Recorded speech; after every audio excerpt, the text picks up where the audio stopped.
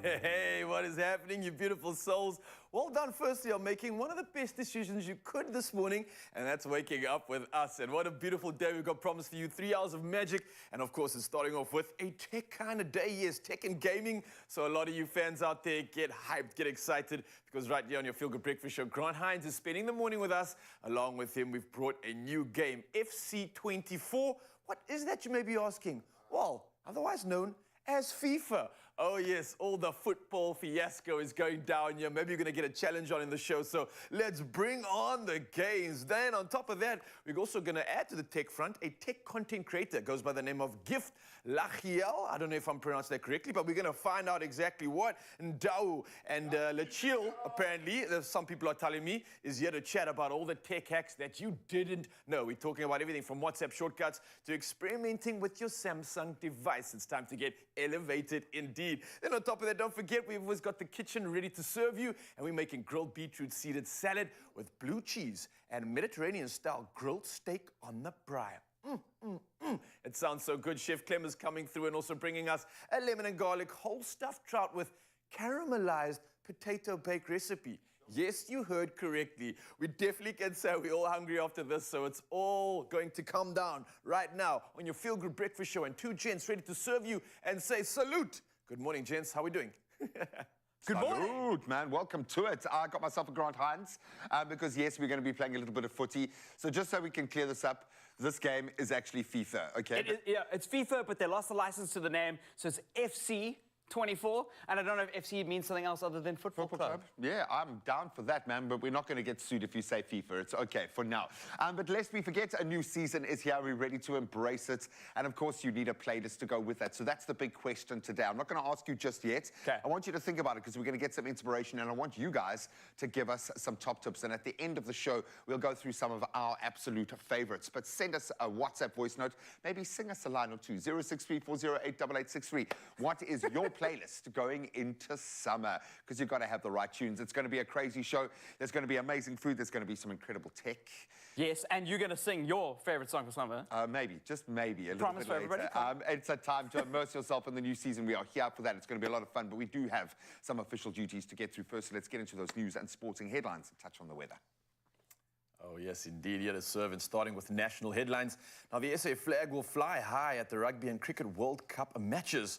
Now, Zizi Kodwa, Minister of Sports, Arts and Culture, has welcomed the news that the World Agency Against the Use of Prohibited Drugs in Sport, otherwise known as WADA, has placed its actions against SA on hold. Now, WADA had threatened to introduce a ban on the flag being exhibited and the national anthem being sung because SA was one of two countries that did not yet comply with WADA's new regulations on banned substances in sport. Well, sticking to national headlines, the city of Tshwane says its employees will no longer all receive their 13th check in November as usual, but rather over 3 months.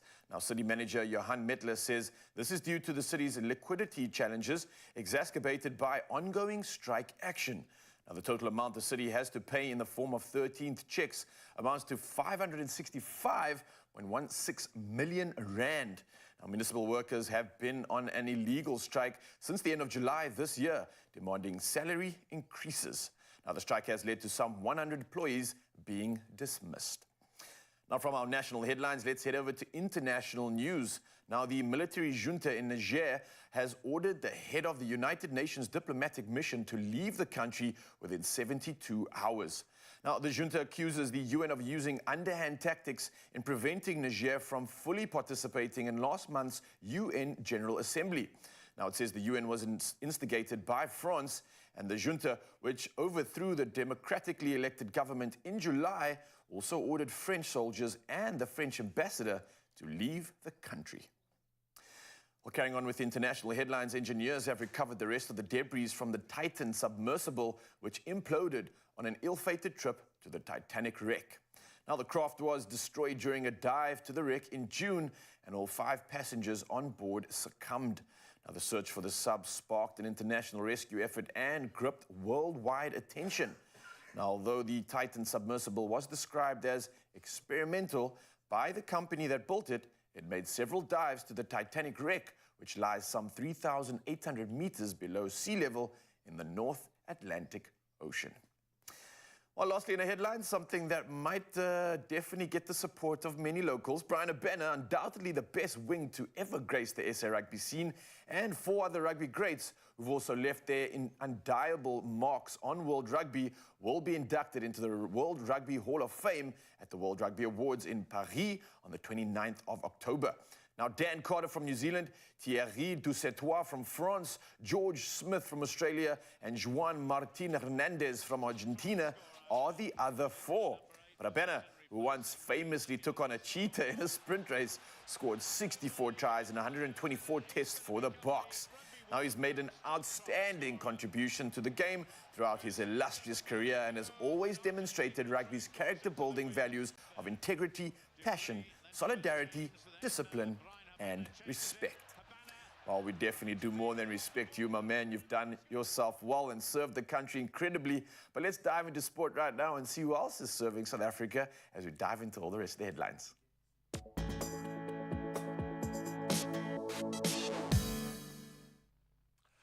Oh, well, unfortunately, I see your Brian Abena and I raise you an Antoine Dupont. France's influential captain Antoine Dupont is declared 100% ready for the upcoming Rugby World Cup quarterfinal clash against our defending champions, the Springboks. That's according to scrum coach William Servat. So Dupont, who had been recovering from a fractured cheekbone, returned to full contact training this week. The scrum half's significance to the French team is evident. It's very clear he remains undefeated on home soil as the captain. That's why they want him there. Dupont has been a key playmaker, obviously scoring 2 tries, but most importantly, providing 12 assists since taking on the captaincy in the November month of 2021. France is expected to announce their starting lineup tomorrow. Now we turn to cricket, and in a dominant performance, captain Rohit Sharma led India to a resounding 8-wicket victory over Afghanistan with his record-breaking 7th Cricket World Cup century. There's been a record in every game of this World Cup. So chasing a target of 273 in New Delhi, Rohit's brilliant 131 helped India achieve their win in just 35 overs, marking their 2nd consecutive triumph in the tournament. Rohit's century achieved in just 63 balls surpassed the great Sachin Tendulkar's record of 6 World Cup centuries. It was also the fastest World Cup century by an Indian, eclipsing the great Kapil Dev's 72-ball century back in 1983. Furthermore, Rohit crossed the 1,000 World Cup runs mark as well, surpassing the great Chris Gale's record of 553 sixes across all formats. Talk about records under the belt. Incredible. Now we turn to motorsport, and Aston Martin driver Lance Stroll is now under investigation by Formula One's governing body for potential rule breaches during the recent Qatar Grand Prix. So the FIA compliance officer is engaging in discussions with the Canadian driver regarding several incidents that may have contravened FIA rules and procedures. Stroll's actions, including throwing his steering wheel and a disagreement with his trainer, were notable during the events. Stroll also voiced criticism of penalties for track limit violations and extreme weather conditions following that race. Now, let's start looking forward to next year's tennis roster. And tournament director Craig Tiley announced yesterday that tennis legend Rafa Nadal will make his comeback at the Australian Open in January next year. So the former world number 1, now aged 37, took a break from the sport to recover from hip surgery earlier this year. Nadal, with 22 Grand Slam titles, is now set to return to the tournament after a 2nd-round exit back in 2023. And his recovery process, estimated at 5 months, appears on track, and his return is obviously very highly anticipated. It's a golden age of tennis. To have these greats still in the game is absolutely fantastic, but that's where we leave our sport for now. Let's get the latest on the weather front.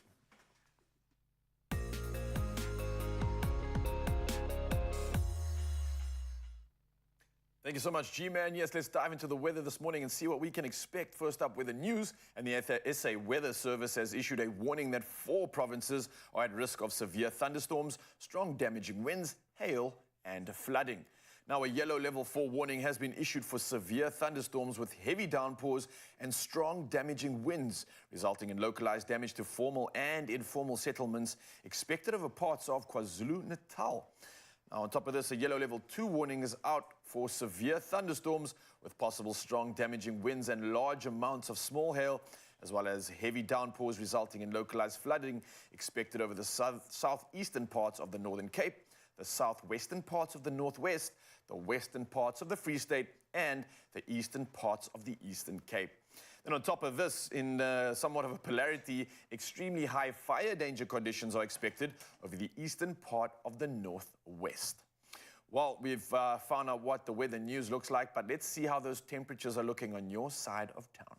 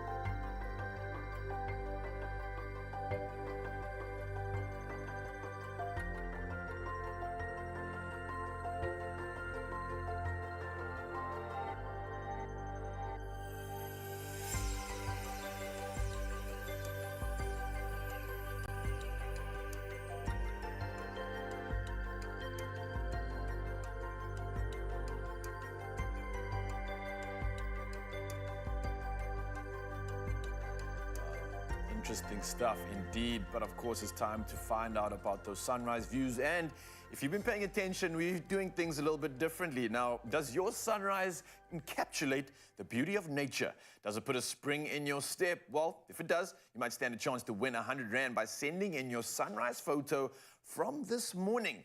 And the best photo wins and will be shown live on air. Now remember to include a short story or weather report from your part of town, and to enter, simply WhatsApp it to us on 063 408 8863. So without further ado, let's bring on our first winner for this morning. And for this hour, we have Leanne from Walkerville, Johannesburg, and this is what she had to say, sending us through a voice note. Oh, beautiful picture though. This is Leanne Kovasia, and I live in the beautiful Walkerville, south of Johannesburg. The sunrises are something to die for here. Beautiful, beautiful weather. Nice chill in the morning, waiting for a bit of rain. Unfortunately, nothing yet.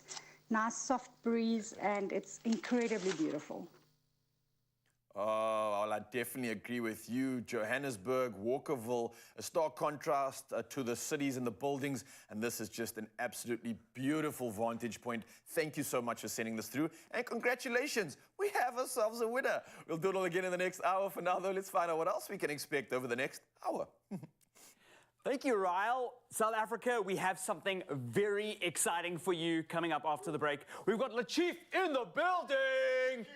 2.3 million views, followers on TikTok. We're going to be talking all these WhatsApp hacks. You were showing me stuff behind the camera. It's wild. You've got to see that. And we're going to be talking about FC24, which is the new FIFA. So if you are into FIFA, into video games, I know somebody in your life is, because that's what South Africans play. We'll see you after the break.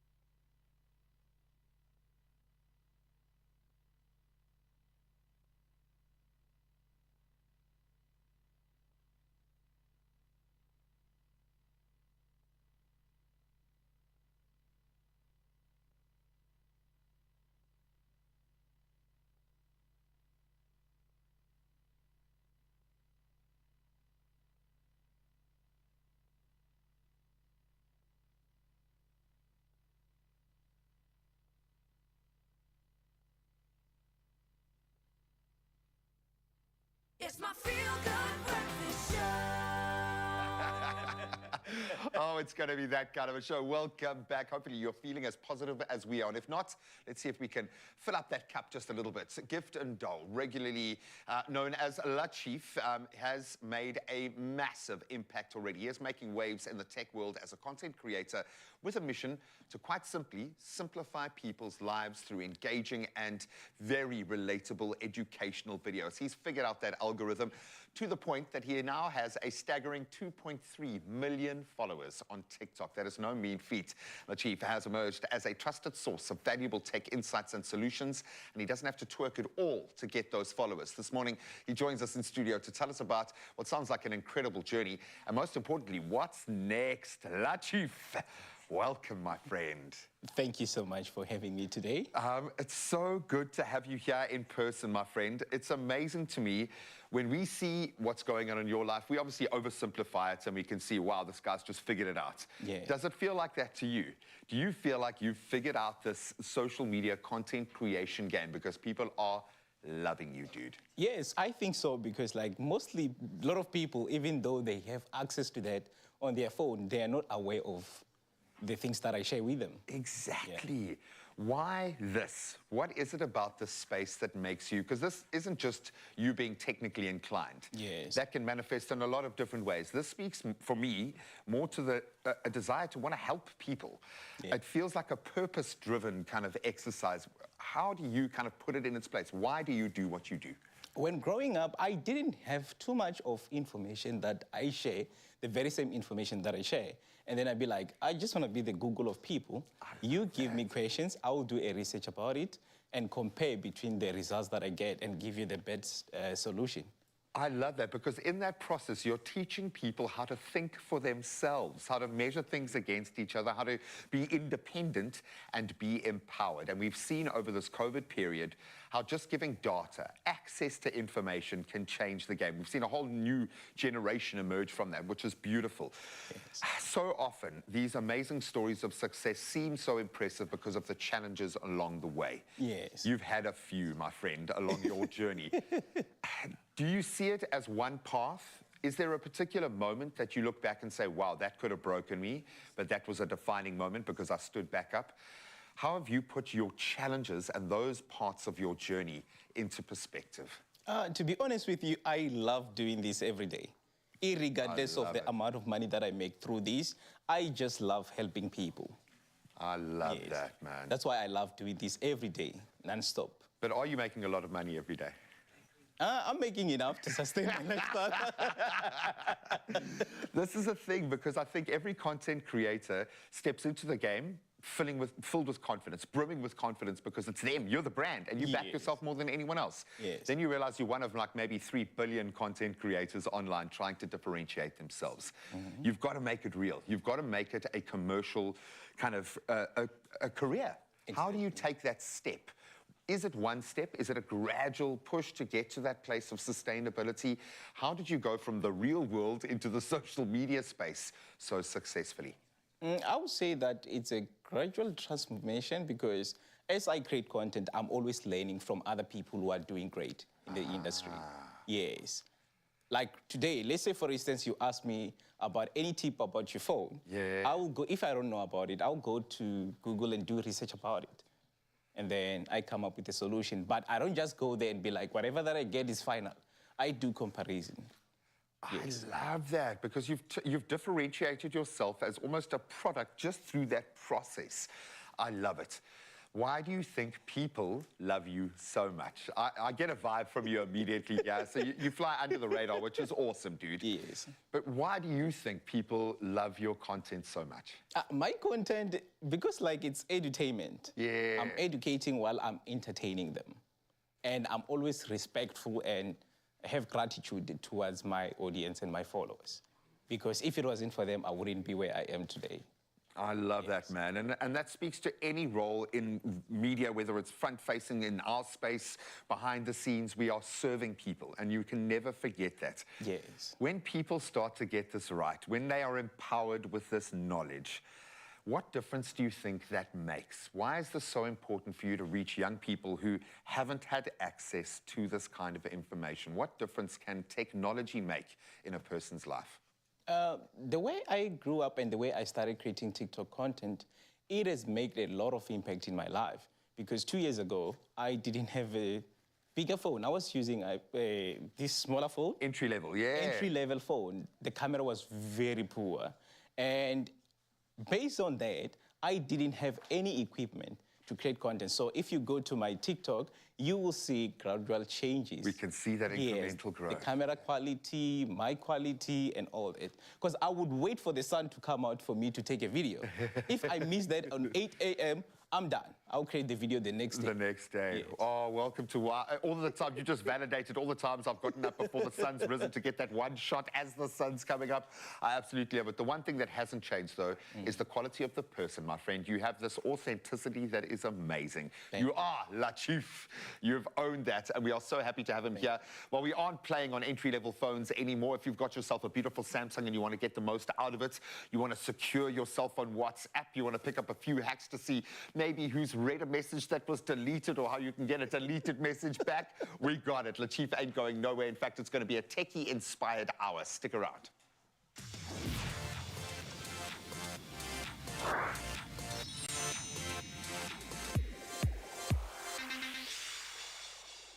Oh, yes, all the big kids, all the kids and everybody that loves gaming is going to get hyped for this. We're talking about the FIFA video games we know and love, but it has a new name, EA Sports FC24. Is it just a change in the name or is there more? Well, Grant Hines is joining us to review the latest and what possibly could be the greatest. Grant Hines, how you doing, bro? I'm really excited. Like you see, Ryle's been a bit tired. Like I've noticed, and then I put in the. This is the thing. You put in a bit of FC, and then all of a sudden, or FIFA, and then everybody wakes up, and then like we're going through some of the features, and Ryle didn't know that there was Volta in FIFA, and it's been there for a while. So literally we've kind of just hot swapped, and we're playing Volta now for fun. Oh, yes! And you can see it's a lot of fun. So listen, bro, the last time I played this game was like 2016, 2018, around there. The advances were crazy. For me, what was happening was like the player AI was at a point where when you passed, the ball had to wait till it came to the player's foot before he actually released. No. So that was the advancements I was still into. What's changed since then, there's bro? brand new physics engines that they're talking about. So look at the body block. This is actually a good mode to show this stuff off. So come walk into my play with the ball. Look how the body blocking works. There's actually like collision detection, and which is really cool. And how you collide with a player also determines where the ball goes and so on. Whoop! Oh, so keepers in Volta. All right. So that's really cool. Like, and I think they're really refining that. It's still the best football game out there when it comes to like the way it feels and the way it plays. And like, I'm not even a football fan. Woo! But it's but it's just so much fun, right? Yeah. It's like, to me, it's like. FIFA's always, or FC has always nailed the ability to like translate that football experience into like fun with your friends. I remember one night, our neighbors were going absolutely boss. And I was like, why is there a football match on at 1 in the morning? Because I hear this. Yeah, and the commentary sound. and everything. And then I had a friend tell me, like, there's no UEFA Champions League or anything on at like 1 in the morning. So I was like, they were playing FIFA the whole time. And it still captures that atmosphere. It does. So much so that realistically speaking, I've seen moments where some of my mates' ladies have come in and watched us play thinking we're watching a live game. Yes. Meanwhile, we're actually playing the game because it looks so realistic. The real commentary is still there. I mean, obviously losing the rights of the name doesn't stop us from playing with the same players, the teams and everything else, right? So they've still got the rights of the players' teams and the names, but they don't have the rights to the league, right? Or to the FIFA brand. So they've kind of used it as a way to rebrand some things and then like kind of like keep the old thing that you're familiar with. So people who have played FIFA aren't going to be disappointed necessarily, and the people that are you know, expecting something a little bit fresh are. So there's 30 new women's teams, and one of my favorite parts about that is that the women's teams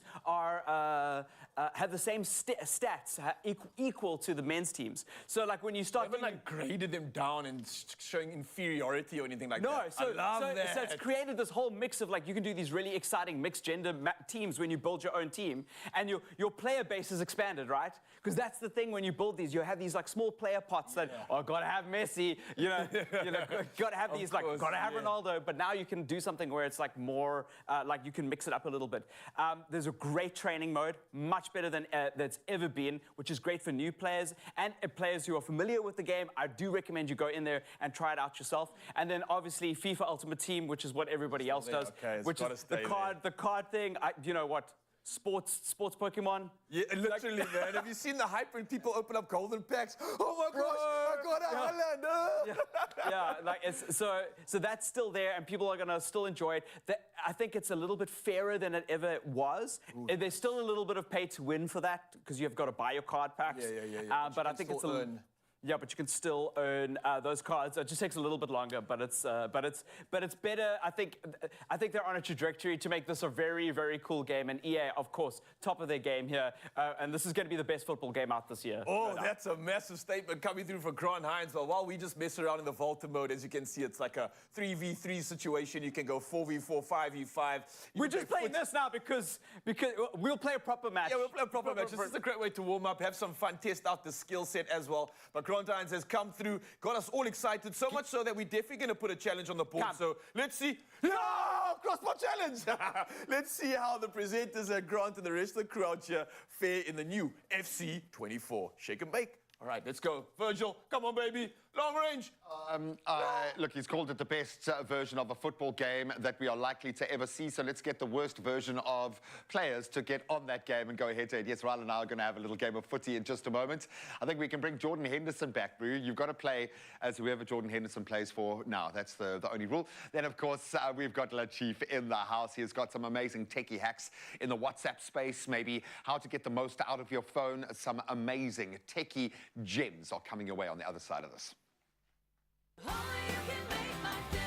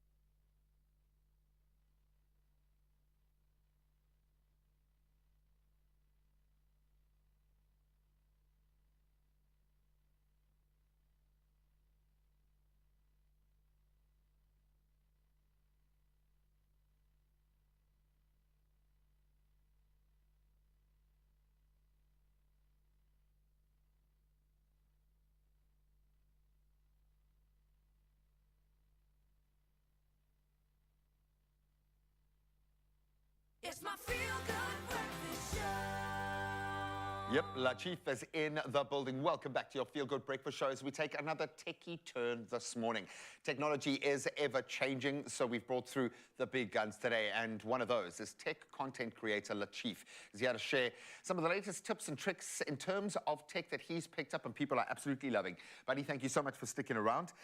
Let's start with one of the Samsung tricks here, and it relates to WhatsApp. If someone has sent you a message and deleted it, how can we see that message? Can we? And how do we go about that?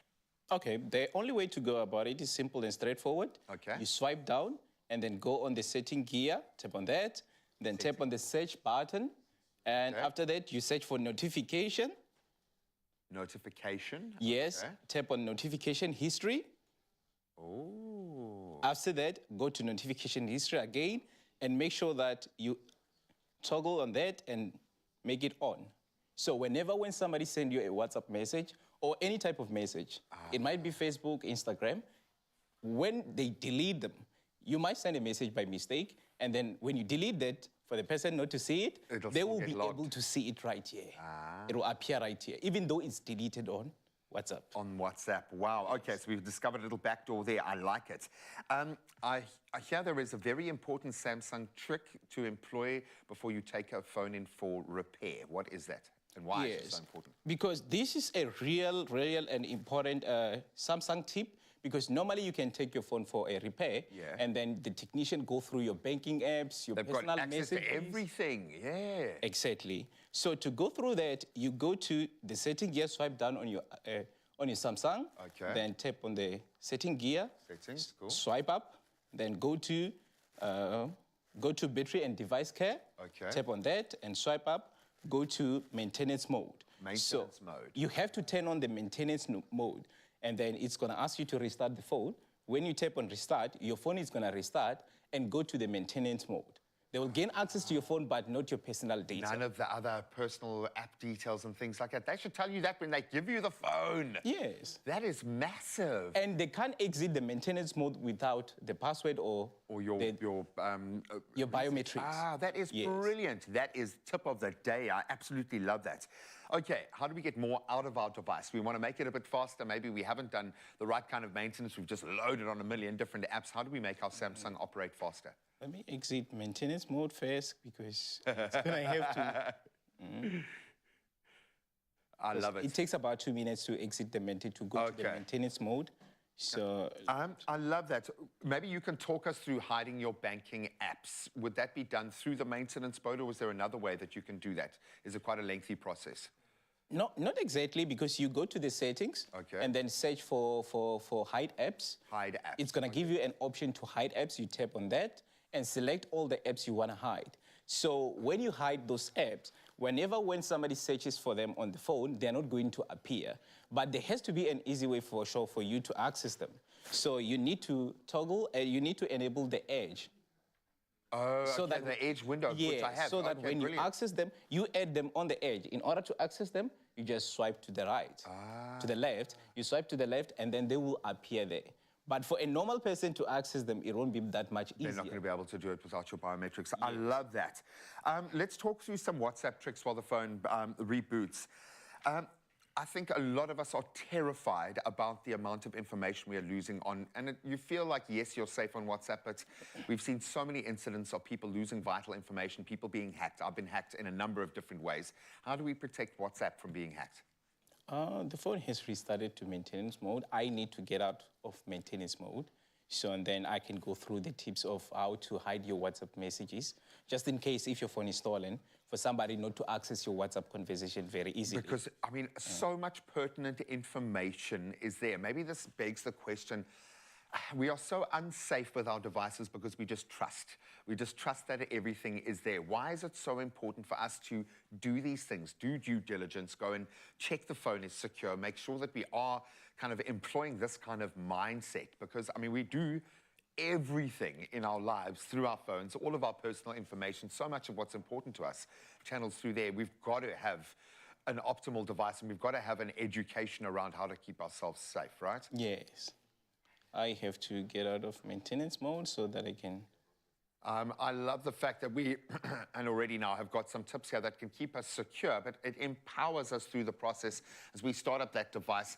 I really do suggest you plug in here. If you want more unbelievably fun, but really useful tech tips and tricks, head over to our socials and then follow Lachief. It's at @Lachief_, or you can visit our social pages and let us know what hacks you've discovered online as well, and we'll do a little information sharing. Lachief ain't going nowhere. We'll plug into this big old brain in just a moment, but right now, let's play a little bit of footy.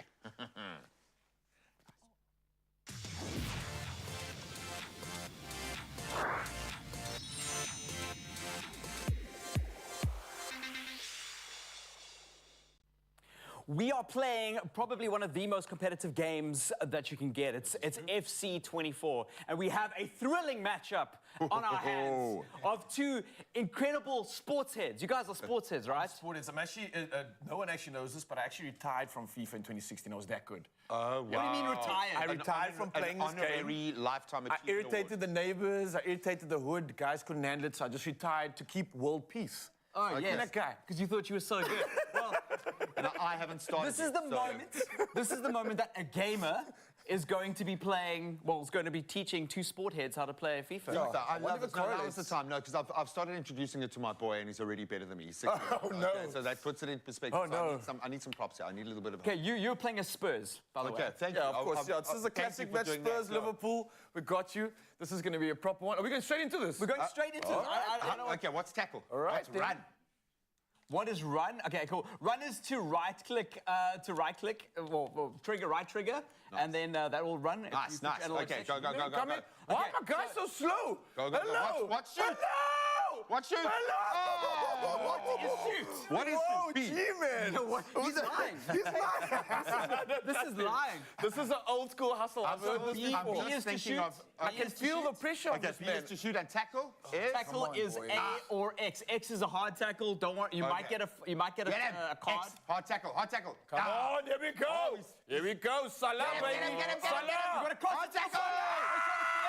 Oh. His hands are sweaty. His hands are sweaty. Yeah, a little bit of a goosey there. Okay, figuring it out. Sorry, boys. He looks like a real Did you human see he was being. missing Jordan Henderson here. It was if only Jordan Henderson was running up Come and down back. the flag. Come back. Very few games do audiences to the level that. Okay, you're facing the wrong that way. I'm FC going to does just it. say you're facing the wrong way. Let's go. Let's go. Give it I up. gotta say, I genuinely What's feel a like big I'm a hoof? part of the team right now. I'm man. going to go. I'm gonna. You know what? This game needs a little bit of volume. Yeah. Oh, That's bring what it on, this yeah. game I You're just wanna- commentating. Boom. There we go. I want, Okay. I want the crowd chanting. See, that's why I need my that- fans to get behind me. Through ball. Ooh. You got it. Okay, here's the trick. Oh, yeah, that was a beautiful You got to get little the chip through in front of ball your down to a player. So what's your team? Whoa, What's your whoa, team whoa. makeup? Ah, nice. Yeah, beautiful. Oh, nice, G. Go, boy. There we go. Okay. So my director's like, please try not to talk over each other, but How do you it's play- impossible in FIFA. How do you you have cross? friends play FIFA? How do you cross? Oh, nice. Oh, Oh, no. Oh, what a save! Graham is playing. You've never played this game. He's lying. I'm a He's savant. lying. What you have to understand is I get to do everything once in my career, and once well, and then that's it. For the rest of my playing career, that's it. I've water skied once. Yeah, skydived, thank God I made it 3 times. For sure. Something you didn't. Oh, but so Big well moment done. coming up Okay. here. Ooh, I like this. Teaching you how to take the Oh, corner now as okay. well. Okay, I feel like I've done that. Hey, just press A. Yeah, there we go. Oh, okay. Ooh, a short one. Boom! Oh, it cheeky, almost was played off. cheeky. Boom! Oh! It's beginner's The luck. pressure is on. You know, he's had more possession in your half of the field. I feel like than you you know have. what's really happened here is they've improved the AI behind the intuitive play. I don't think know, is man. I what's- think you've just got that natural instinct. I think you see. This is the great Definitely thing not about for footy, FC, buddy. though, is that if you understand football, you understand the mechanics. Because football are the mechanics sort of for shorty. FIFA. Oh, nice. Come on, boys. Come Just on. go for glory. Okay. Would you Here shoot? we go. Would you shoot out of the box in a real match? I shoot from anywhere, bro. I've scored 1 football goal in my career, and it was a header that I was just trying to hit. I didn't have any intention of making the goal anywhere. No. Oh, yeah, yeah. You gotta be kidding me. Where's VAR now? Come on, bro. Yes, sir. That was ridiculous. I've get it got up to there. say, Come though, on now. Offside, you were it offside. literally feels like I'm on the field right now. It's so intense. You got to Nice. concentrate. You got to Nice. really Oh. have that positioning. Come on, Run it boys. in, run it Let's in, Ben. go. Don't be that guy. That's the one. Oh, nice. no Okay, now pace you've got on it. possession of.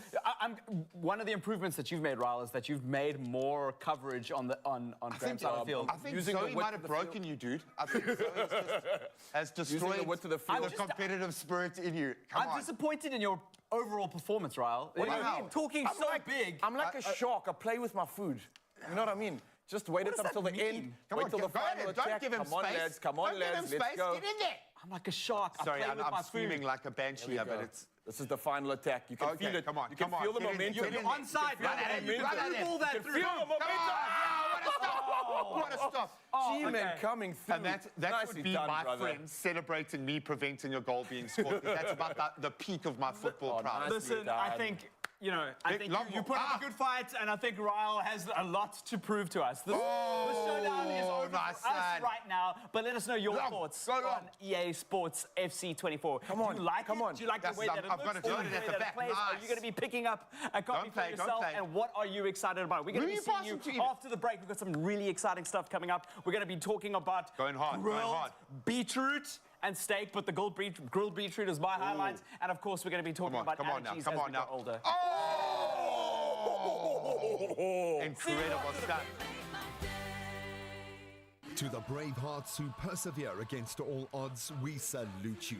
Along with Adcock Ingram OTC, sponsors of Brave, we're inspiring hope across South Africa this Hopetober. Stand a chance to win 1,500 Rand cash every weekday by answering the weekly Hopetober competition question on Expresso's Facebook, Twitter or Instagram pages throughout the month of October using hashtag Hopetober and hashtag sponsors of Brave. T's and C's can be found on expressoshow.com.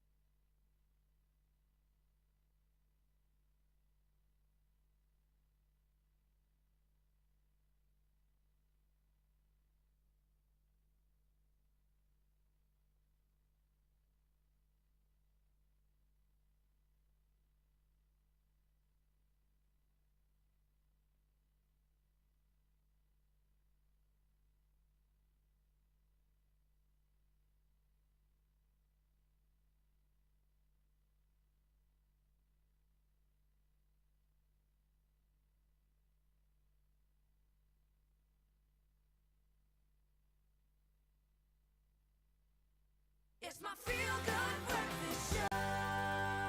Oh, yes, Mzansi, welcome back to your Feel Good Breakfast Show, and let me help you feel good, especially as the season approaches. Now, this morning we're exploring the intricate journey of navigating allergic sensitivities as we age gracefully. Our chair of the Young Pharmacists Group, Ntombi Zodwa Luwata, joins us to uncover valuable insights and strategies for achieving wellness in every season of life. And 'tis the season right now. Good morning, lady. How are we doing? Very good, very excited, and even more excited that we can possibly assist people, especially heading into the season. But let's talk about this sort of topic, which I think is more prevalent than we are aware, right? How can allergies change or evolve as we get older? Is that a thing? Yeah, so actually they can get either better, so childhood allergies may actually disappear over time, nice. or they can get worse, or you can actually develop like new allergies over time. Yeah. Oh, okay. So what are some of the allergies or reactions that one could possibly develop as we do get older? So allergies to pollen, allergies to dust mites, medication like some antibiotics like penicillin or some painkillers like codeine, or sometimes even food allergies can actually develop over time. Yeah. No, imagine like your favorite food suddenly not being able to eat that. Yeah, like peanuts or seafood. Yeah, you're not able to eat your favorite plate of prawns anymore. Or use it or lose it. Look, obviously with us getting older, I would imagine that our immune system possibly changes as well. Does it develop and get better or sometimes get compromised? And does this also have an impact on allergic responses? So basically we've got a thymus gland which sits somewhere in our chest and it produces what we call T cells that help to fight off any... T cells? T cells, Okay, yes. so not the white cells that we have in our blood when we get sick and stuff. Sort of similar, Okay. but T cells, they basically have to fight off any reactions that we might have. So as we grow older, that thymus gland kind of shrinks and then it produces less T cells and then we're not able to fight off as many antigens or as many reaction things that may come into our body. And then also our T cells that get produced, they become like less reactive to any allergens that may come into our bodies. And then sometimes just like our inflammatory response just becomes oversensitive as we grow older. Just like, I'm tired. It's been a long few years. I'm not working I'm tired so of hard fighting. anymore. Yeah. So as we do obviously get older, is there anything we can maybe implement to assist our immune system, to assist us in maybe not experiencing these sort of reactions and allergies? So basically, it's just a matter of finding out or identifying what causes the allergic reaction, speaking to your doctor or your pharmacist about it, and asking them how to help combat those allergic reactions. Maybe you might need to take medication on a daily basis. Maybe you might need to have medication on standby in case you have allergic reactions, and also just to avoid anything that triggers an allergic reaction. So knowledge really is key and vital in this. What happens if I'm looking after someone, or if I'm maybe a caregiver or someone that's like looking after people in a frail care unit? What sort of advice would they have? Because I know in South Africa, circumstances mean that a lot of families are looking after family, right? And paying it forward. Parents did everything for their kids, and now their kids are trying to do the same for their parents. What sort of advice could you have for those that are assisting the family and also looking after someone that maybe has these reactions or is developing them? So it's basically just to have really good knowledge of the allergies that the person has, and then to develop like an action plan. So have your EpiPen ready, have your antihistamines ready. Make sure that they're taking their daily antihistamines and also the emergency ones ready in case they do have an allergic reaction. All right, absolutely love that. Maybe throwing you off topic here, but any other advice as we approach these seasons to maximize the enjoyment? I know a lot of people are going to be planning travel. They're going to be venturing to various parts of the country. What would you advise then, especially as travel becomes more of a big thing, right? I would imagine incorporate some of these into your bag, yeah? Actually, I would say visit your nearest pharmacy, Yeah. speak to your pharmacist, tell them where you're going. They'll be able to give you a lot of advice about the area you're going to, and be able to give you also some medication that can help you just in case of emergencies like anti-nausea, antihistamines, flu medication, some cough drops, etc. Ntombizodwa, thank you so much for coming through. I think this is exactly what we needed right now. It isn't Health Tuesday, but we're all for it, and especially the fact that this is something that I think is going to unlock our spring and summer and unlock the potential that we can have when it comes to enjoying the season and our beautiful country too. So thank you for coming through on that. Thank you so much for having me. And for you, Mzansi, don't forget you also stand the chance to win 5,000 Rand in cash. That's happening this week. And the question is, have you ever had to call in sick to work because of your allergies? Well, tell us what happened and include the hashtag LeavoJex in your answer on our Facebook, Twitter, or Instagram competition post. And the competition closes on the 16th of October. Your T's and C's can be found on expressoshow.com. And really, truly, it is as simple as that. Get involved, get activated, and obviously when I say activated, get active this summer. I think we have a beautiful opportunity to really explore the magic we have around us. And when you take South Africa into account, we've got wetlands, we've got humidity, we've got dry areas, we've got dusty areas. So a lot of us are going to react, and a lot of us are definitely going to need some assistance. So that's why we brought in the professionals and given you the advice that you need. It is that time for a man to emerge from the darkness to light the way. Yes, we shall braai. It might only be 7 o'clock in the morning, but we braai, my friend. It's time to get the Weber out. Chef Clem is here to whip up what looks like the most exquisite salad and steak combo. I am here for this. Every sizzle, smoke, and sear is going to make magic today. Today we are serving a grilled beetroot seeded salad with blue cheese and a Mediterranean-style grilled steak. A guaranteed crowd pleaser, perfect for alfresco dining, perfect for breakfast is what I'm saying, my friend. I mean, why not? You got your veggies. Yeah, You got your proteins. Balance. Ryle would approve. Yeah, he would approve. I know Grant was extra excited about Yes, this he salad, was. so I'm glad we're keeping the meat and our salad separate for this one. He's going to get to taste this guy Yes. once we're done. The flavor combos, the textural elements, we are winning. Where do you want to start? You start over here. With a fire, Right, baby, with a because fire. it's all about the preparation. You got to get your coals right on your Weber. So what I always do, right, I start with a little mountain of coals, get them Okay. like blistering hot. Then I space them out. But the one thing people always forget, when you are building up coals, building up heat, you have to open all the vents, right? Because we need air, oxygen. it's all needs about to that feed flow. the fire. Yes. Okay. Then another thing, which I'm not going to do today, but I feel like this is a step that people miss a lot when braaiing on a Weber. When you put your meat down, or whatever, your veggies, Yeah. you pop the lid on, and then you open the vent on that lid, right? The reason for that is, number one, you're keeping that heat inside your Weber, and number two, you got that smoke ventilation, so it's picking up extra flavor, extra For depth. sure. That's how we do it. And that's why I would always use a really good charcoal or burn my own for wood sure. down or something like that. But the care that goes into the integrity of the charcoal from the Weber side makes all of the difference. And then I love the fact that we've got a nice even spread there, the beautiful kind of white tinge of that ash Yeah. on the surface generally. When you've got the red underneath with the white on top, you are cooking, bro. For today's recipe, I've got that even layer because I'm cooking one heat and it's hot. You want we're that gonna fire fry. heat. But if you're cooking something that you know needs a little less heat, but you still want that char, you can also pile a little mountain of the coals on the one side and cook direct, That side and indirect, turn and up. I back and forth. love it. But today we're going direct. So you do actually have a huge amount of control. Okay, so we Yes. know the big thing here is we've got to salt our steaks, baby. Yes. Salt and pepper in the bowl. To that, we're gonna add some oregano. We're giving it a Mediterranean vibe. So we hit it with some red chili flake. You know what? I'm not shy. The red chili flake don't in hold there. back, man. Paprika. It's, again, people think paprika is like fire hot. It's not. There's it's no spice. level of heat. It's Yeah, just it's a that beautiful spice, yeah. roundness, sweetness of flavor you get from it. And then a little bit of ground fennel, which I think is actually quite interesting. Fennel we normally do with lamb, but Oh, wow, okay. I tried it with the steak and it actually worked. So a nice generous amount of salt again, because this steak, meat, anytime, and veggies. And it looks like we've taken some sirloins. We've got a nice thin cut there, which is great for the braai as well. Realizing now with the thicker cuts, like, you know, working through that gigantic T-bone, Oh, yeah? those sorts of things, or a sirloin or a ribeye on the bone, how much more cooking time it needs, and that's a slightly different lesson.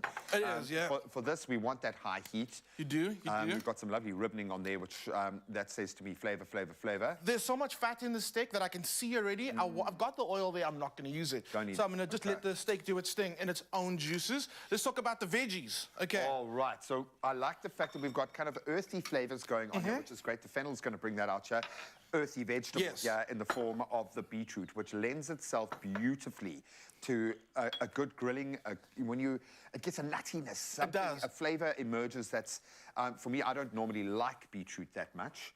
I love it. you when got it's beef cooked with the like this. beets. I got beef with the beets, yo. But there is something as a sounding board for other flavors. That's when it comes into its own. Absolutely, and especially if you're doing it on the Weber braai. If you put in a little foil pack, a little bit of olive oil, salt and pepper, put that on the Weber and let it just cook and steam in its own juices as well. And what I like doing just before I actually do serve, I take some of them, pop them down, Get the extra just flat smokiness. side down, get them extra smoky. It is delicious. I'm gonna leave that guy over there now because these have added a little bit of a char. In here I've got some yogurt. I'm gonna ask you to help me with that. Oh, with absolute pleasure, my friend. Yogurt, and we're gonna hit it with some blue cheese. And the blue cheese, we know blue cheese, steak, they go really well together. But you could use a milder cheese if you'd like, but that blue just has that nice depth that Oh, it is adds. this all going in there? We're going to all kind of of crush them all in of there? it, all of it. And you're gonna kind of mush it, stir Yeah, it, for like sure, the whole yeah. vibe. To that, I'm gonna add a bit of salt and pepper while you're doing that. Oh, this is a magical flavor combo. And I think from a texture perspective, being able to include the nuts, absolute genius. And the fact is, you can also keep this sauce quite chunky if you want. or you can blitz it and make it extremely smooth. Oh, okay, yeah. So that's up to you. What are we Look, doing? I love my blue cheese, so I like Oh, I the love idea of my having blue little cheese. pockets of blue cheese love everywhere. There you go. Watch me just hoy all my leaves everywhere. Okay, you know what? Let's keep it chunky today. Cool. That's Let's keep it looking chunky. good. So, I just want to put this in my mouth and chow the whole thing. You can. Oh, my word. so what we're That gonna do is we're gonna get beautiful. some of that sauce down on the plate first. Like you could mix it up and do it like as a dressing on the top, but I'm gonna go just a little different this morning. I like the fact that, yeah, when you present like this, people can craft each bite according to the flavor that they love. That's right. It's kind of it's very chefy in a sense, because that's how restaurants serve it to you.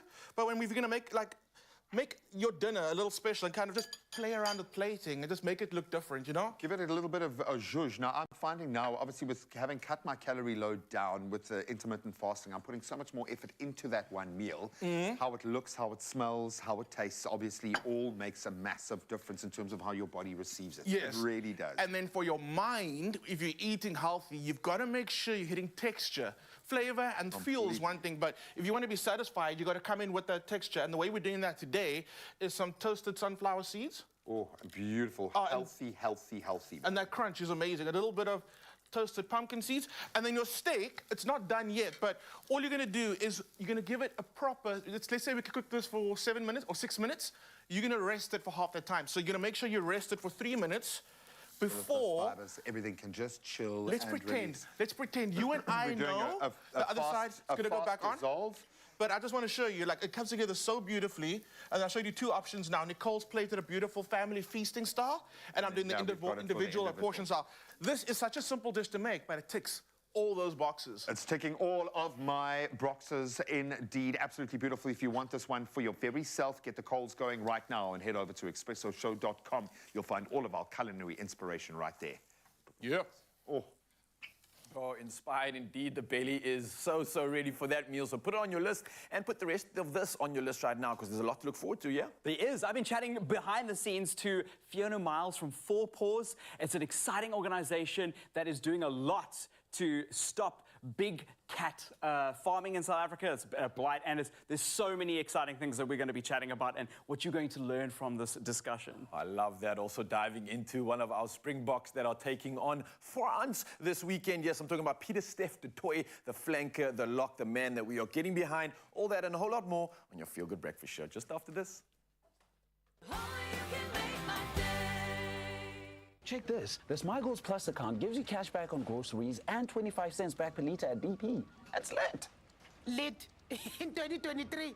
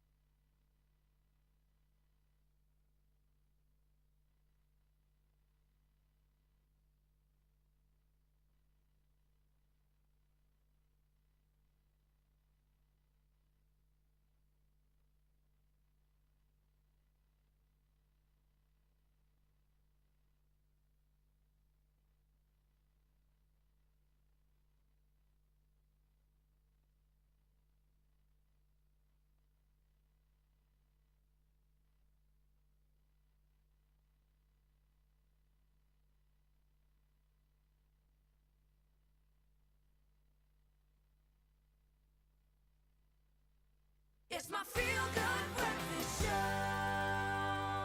Oh, yes, Mzansi, welcome back at your Feel Good Breakfast Show. And straight to official duties. It's just gone 1 minute past 7. So let us serve you with national news headlines first. Now, 4 armed security guards will soon be deployed to every school in Gauteng. Now, this will form part of Operation Aquila, who is a school safety strategy which was launched recently by Gauteng Education MEC Matome Chilone.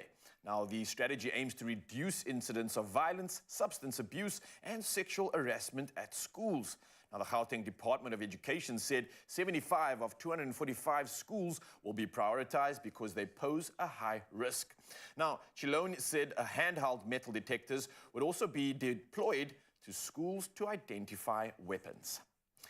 While sticking to national headlines, the SA flag will fly high at the Rugby and Cricket World Cup matches.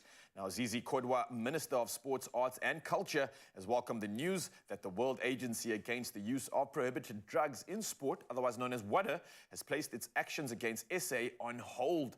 Now, WADA had threatened to introduce a ban on the flag being exhibited and the national anthem being sung because SA was one of 2 countries that did not yet comply with WADA's new regulations on banned substances in sport.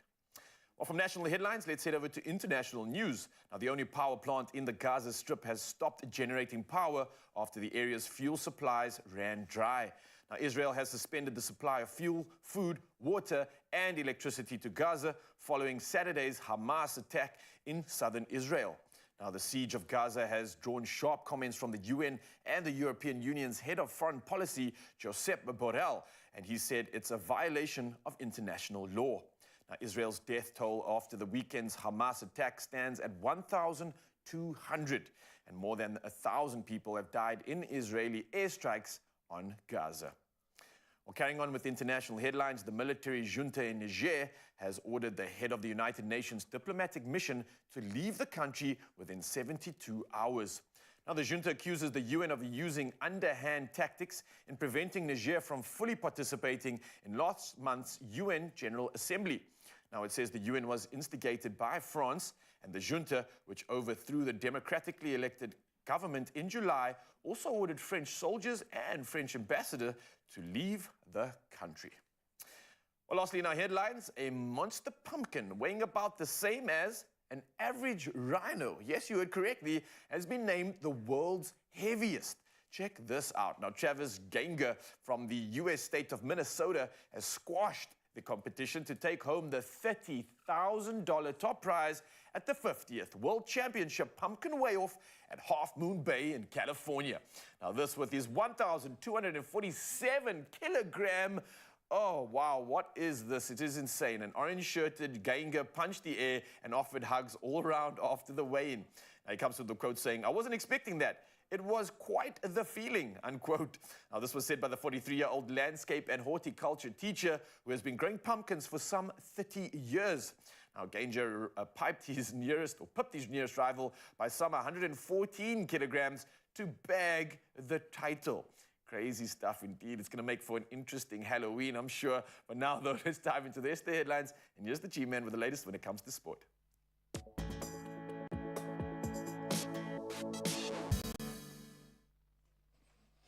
Well, set to break a few records of his own. He is back. Let's start with rugby and a rather scary note for the Springbok. France's influential captain Antoine Dupont is declared 100% ready for the upcoming Rugby World Cup quarter-final clash against the defending champions, the Springboks. That's according to scrum coach William Servat.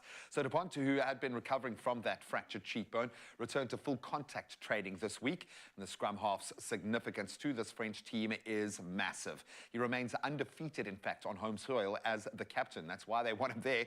Dupont has been a key playmaker, scoring 2 tries, but of course providing 12 assists and taking on that captaincy in November of 2021. He is their playmaker.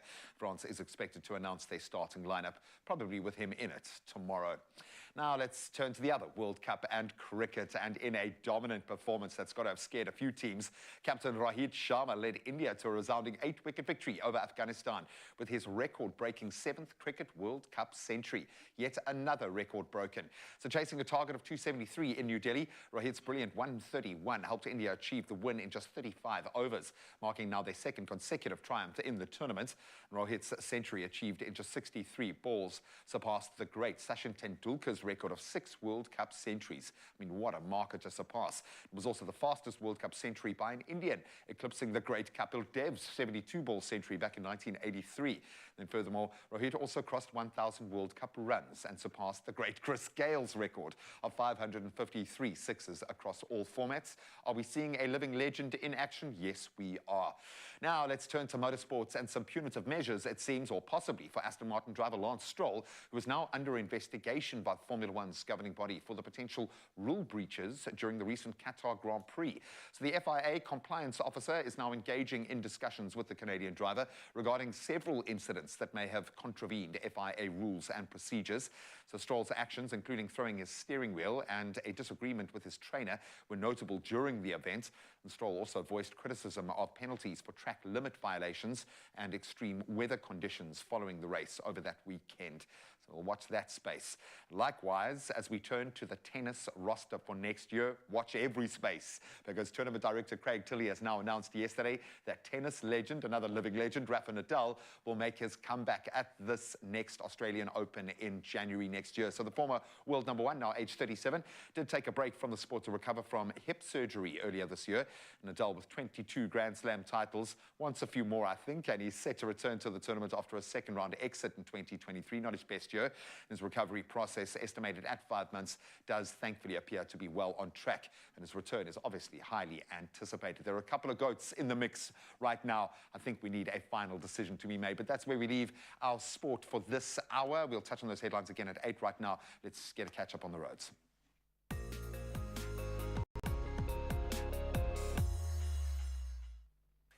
Yeah, thanks so much, G-Man. A lot of you heading out on the roads this morning, so let's see how we can serve you. And starting off in Germiston in Johannesburg. Now, there are roadworks taking place on the N3 northbound, and this before Van Buren. The left lane is closed, so if you are driving through this area, please be cautious. From Johannesburg, we head over to KZN next up, and there's been a truck accident on the N3 South at Nottingham Road. So please do use an alternative route to avoid any delays.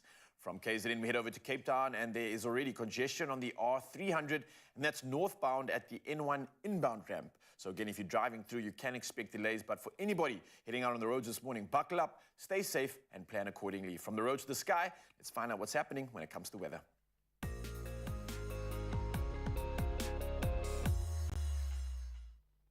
Reporting on weather news right now, in the multi-billion rand Giyani bulk water project in the Mopani district of Limpopo has come to a halt yet again, leaving residents without water. Now, a local business forum closed down 2 construction sites, demanding to be awarded tenders. Now, national, provincial and local authorities have been engaging with the forum to ensure a swift resumption of the project, which has been marred by constant work stoppages over the years. Now, the current phase aims to move water from Nsami to 55 water-scarce villages around Giyani, but quibbling over a 58 million rand subcontract to supply 2 construction site offices has led to yet another delay. Now, a local business forum believes it has been overlooked despite promises by the government that they would be prioritized for subcontracts. Now, meanwhile, taps in most affected villages remain dry. Well, from our weather news, let's see exactly what you can expect for those temperatures in your side of town.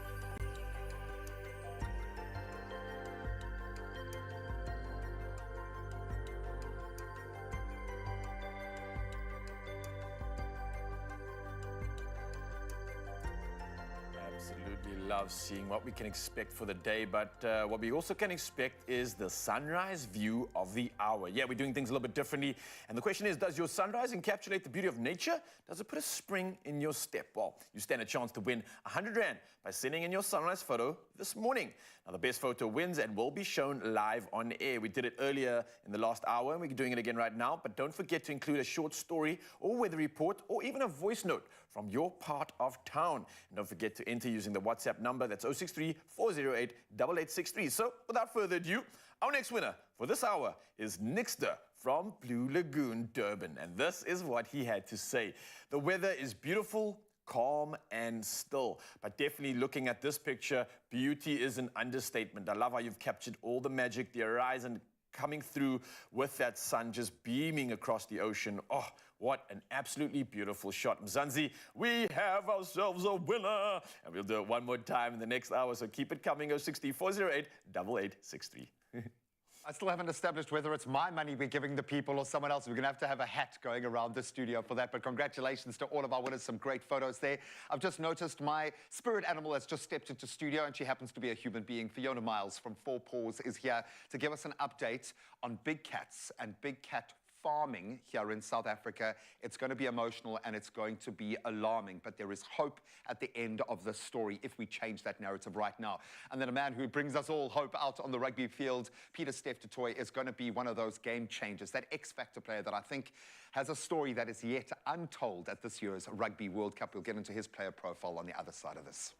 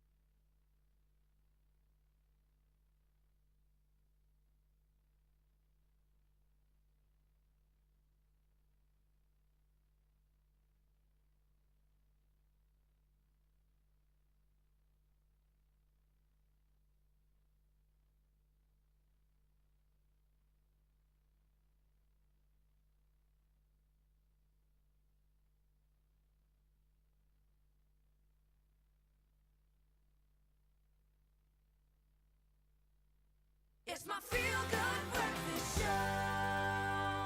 Welcome back as we kickstart a conversation that I think we have left for too long. We are joined in studio by the director of Four Paws South Africa, Fiona Miles, who has become a good friend and someone who inspires me a lot. She is here to discuss a very serious topic, probably the most important topic concerning the wild. We are talking about widespread big cat farming across South Africa, what that actually means. It's estimated that right now as many as 12,000 lions plus and tigers are awaiting slaughter on 400 plus lion farms and so-called eco-tourist sites in South Africa. We market ourselves as the custodians of the Big Five. We are selling them for animal parts. Good news is that legislation is changing for the better. It's time to get behind our environmental minister, Barbara Creecy. She's doing big things, and most importantly, organizations and movements feeding into the notion of one welfare. A healthy conservation effort means that the community around it is healthy. Fiona, thank you so much for being here. It's difficult to know where to begin with this conversation. We've touched on the darker side before, never to this degree. So maybe a good place to start is an understanding of what big cat farming is. I don't think people quite realize what is going on here. Can you break down that ecosystem for us? So thanks, Graham. Over the last sort of 30 years, the notion of intensively farming big cats has risen and increased because there's been a market for it.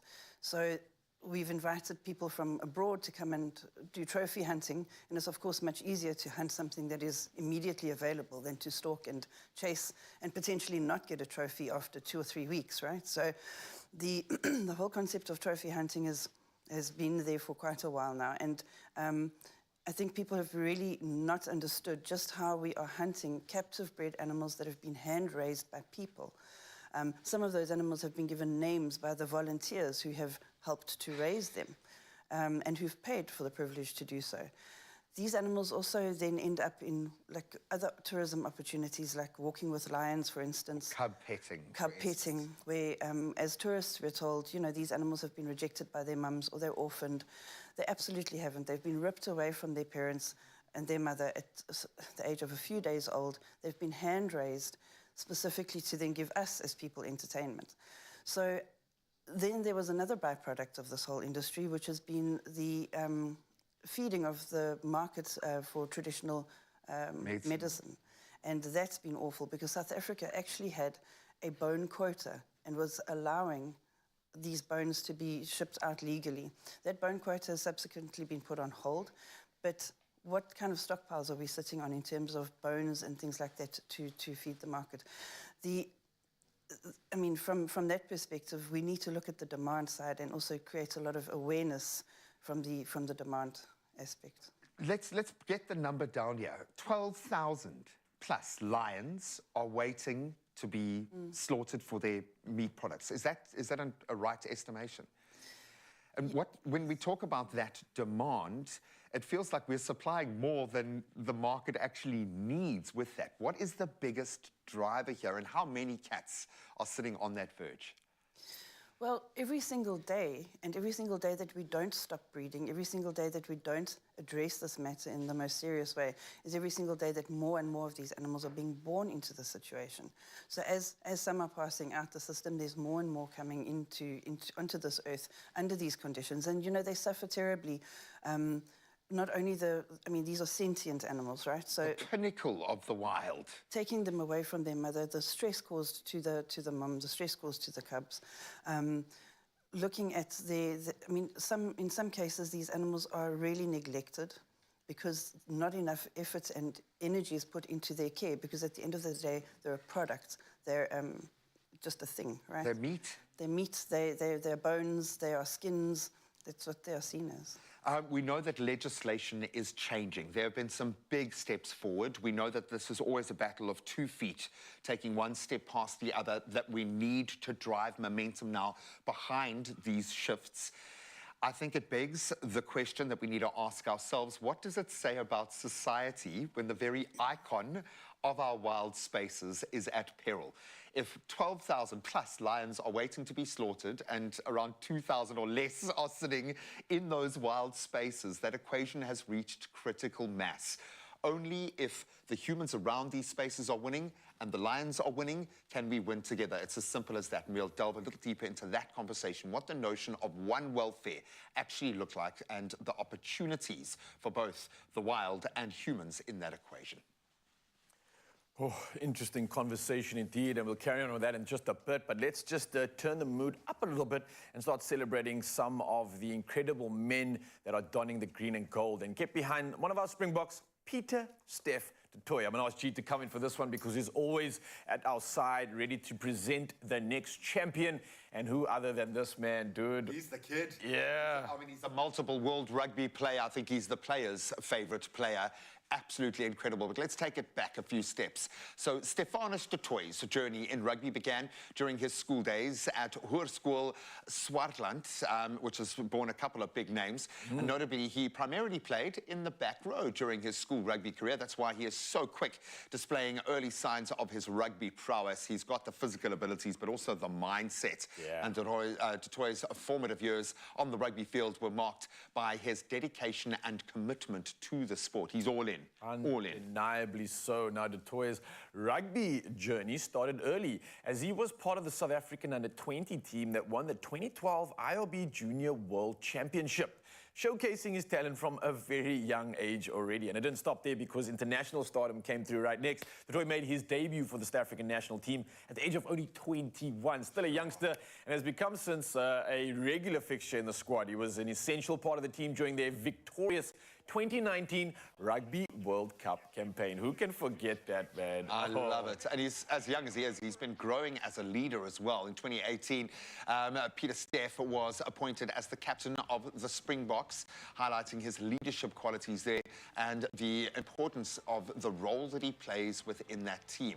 He is kind of like a Swiss Army knife when it comes to kind of like what you can do with Bucky's Buerta and Brian Banner combined, bro. Like Brian's speed and Bucky's strength. That's what's up, man. But this World Rugby Player of the Year, yes, you heard correctly, that happened after his impressive performance in 2019, the Rugby World Cup. Toy was awarded the prestigious title of World Rugby Men's 15th Player of the Year, cementing his status as one of the world's top rugby players. And the showcase this weekend is definitely going to add to that. My friends, look at this man move, look at him shake, look at him bake. Someone you definitely want on your side. I just remember taking part in a CrossFit Olympics or something, and he was my training partner, and we had to start with 30 kilograms in each hand doing walking lunges like that. And I was like, there's no way, this is not humanly possible. And then he just did it. Old kids. Yeah, exactly, yeah. And I was like, okay, you can do it, son. He is blessed with all of the skills, yes, but he's got this fire in him. There is, I have a feeling, more to be told in this young man's story, and this is when we do it in World Cup opportunities, moments like this. So Peter Steff Toy, we're backing you 100%, my boy. Yeah. Let's go and lift that trophy again.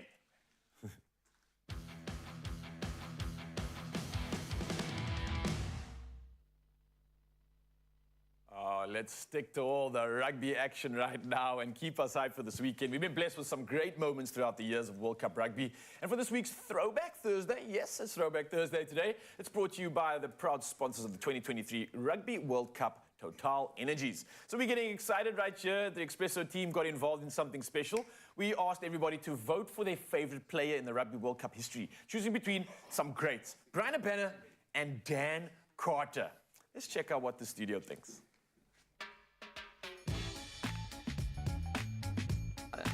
Ooh, that is tough. I've got to go with a Banner, baby. For what? Favorite Rugby World Cup player? Oh, we have to go local. Rhino Banner. Oh, definitely Brian Banner, one of the greatest of all time. Dan Carter. Brian Banner. Brian Banner. Carter. Brian Banner. Carter. The go-to soft, man. Brian Banner. Brian Banner.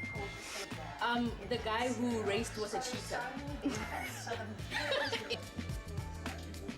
Brian Banner. Brian Banner. Oh, Havana. That was a landslide victory. I think it was like 9 out of 10 votes. So clearly all going to a Banner. We can clearly see why. I mean, this man has done incredible things. I was inspired by him coming into the game quite early when he was noted as a fast runner, 10.5 seconds for 100 meters. That's what sprint athletes train towards getting through to. And unbelievably so, this man has done amazing things with his speed, right? Yeah, no, he has. You know, at one point in his career, he was the fastest man, you know, or rugby player. If I can put it like that, on the field. In the world. Yeah, in the world. And yeah, it was a bit sad when we saw other players come after him at the later stage, the twilight years of his career. And we were like, okay, Brian, you know, you're getting to that age. But unbelievable man, unbelievable player. And if you talk to any of the guys that's played with him, he's got a heart of gold, eh? He has a heart of gold, and also he really is like a lucky charm. Almost every game he played in was a win. And I don't know if you're aware, but if you look at the actual stats, every game he's involved in, whether it was a local team, I think he went to like Toulon or something like that. Yes, he played in France with as well. Buckies and all the big boys. Yeah. Always winning, man. He has that ability. And it was someone, when you knew he was playing in your team, just give him the ball. You know, it's a done deal. Yeah, you know, that's the thing about certain people. It's like they walk into a room and they just win. You can feel that winning energy from them. And that is Brian. And he just stands there and he's so eloquently, he's such a gentleman. And then he gets on the field and you're like, what's going on here? Like the way he plays, he switches automatically.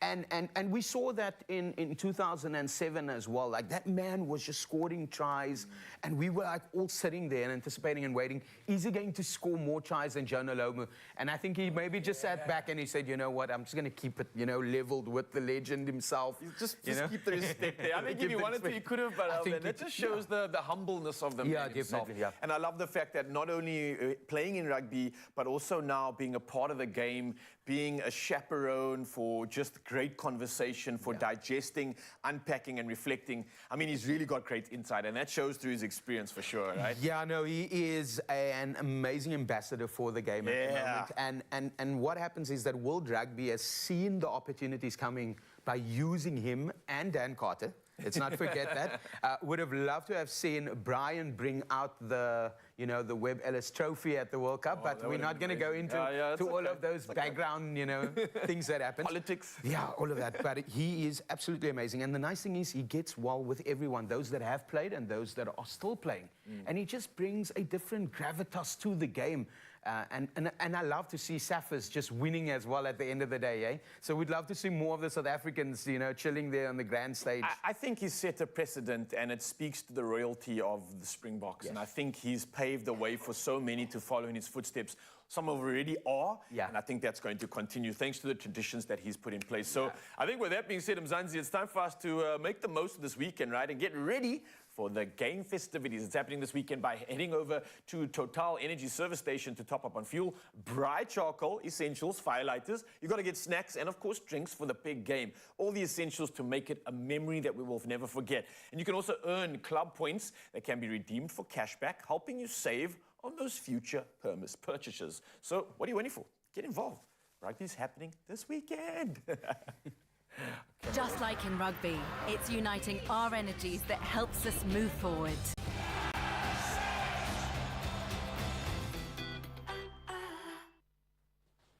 Ruggers but look, there's so much more coming up a little bit after the break. We're going to be chatting to Tiliwe and Fiona about the continued exploitation of lions and big cats in South Africa and the good news about what's being done about that. And Nati Mkaya is in studio to brighten up your day. World-renowned musician here to give you some energy. We've been getting some energy behind the scenes and we hope to transfer that over to you. See you after the break.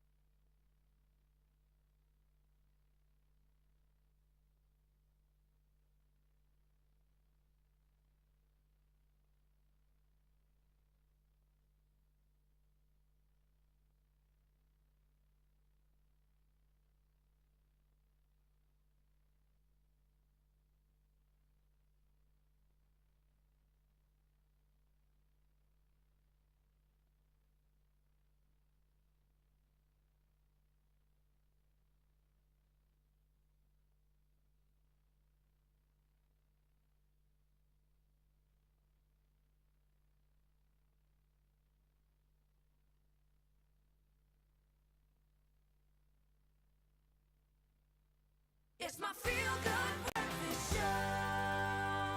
Welcome back as we jump back into a vitally important discussion on the alarming exploitation of big cats here in South Africa. They are being bred and farmed in large numbers across South Africa to feed a growing trade across the world, but mainly in Southeast Asia. And, however, yes, I know we are going to shift the conversation away a little bit from the distressing truths to explore now some very exciting opportunities in both ecotourism and social development that are part of a broader commitment to one welfare. And we've welcomed in climate justice activist Xeliwe Shivambu, and she's now sitting alongside Director of 4Paws SA, Fiona Miles. Welcome to it. Well, thank you. Xeliwe, this feels like your purpose. And it's your job, all rolled into one. Yeah. You are young, you're a dynamic person who's done some amazing work already. Why this? What drove this kind of purpose within your own life? I think it was when we didn't have to look at all the profiles separately, right? Okay. And one welfare rather brings the conversation. So it then brings in the environment, it brings the human aspect and the animal aspect. So then you understand that we only have one planet and there's no any other planet. So then how do all these profile, rather the human, the environment and the animals then come together? So how does well-being look like? How does a healthy environment look like, a healthy animal look like, and a healthy people look like? I'm becoming now an expert in systems. That's the next phase of my life. It's almost impossible to get three systems to work beautifully together. One system, we can balance that out. It speaks to me now of this notion of we need an image to get behind, a symbol, and that symbol is the lion. It almost symbolizes wild spaces.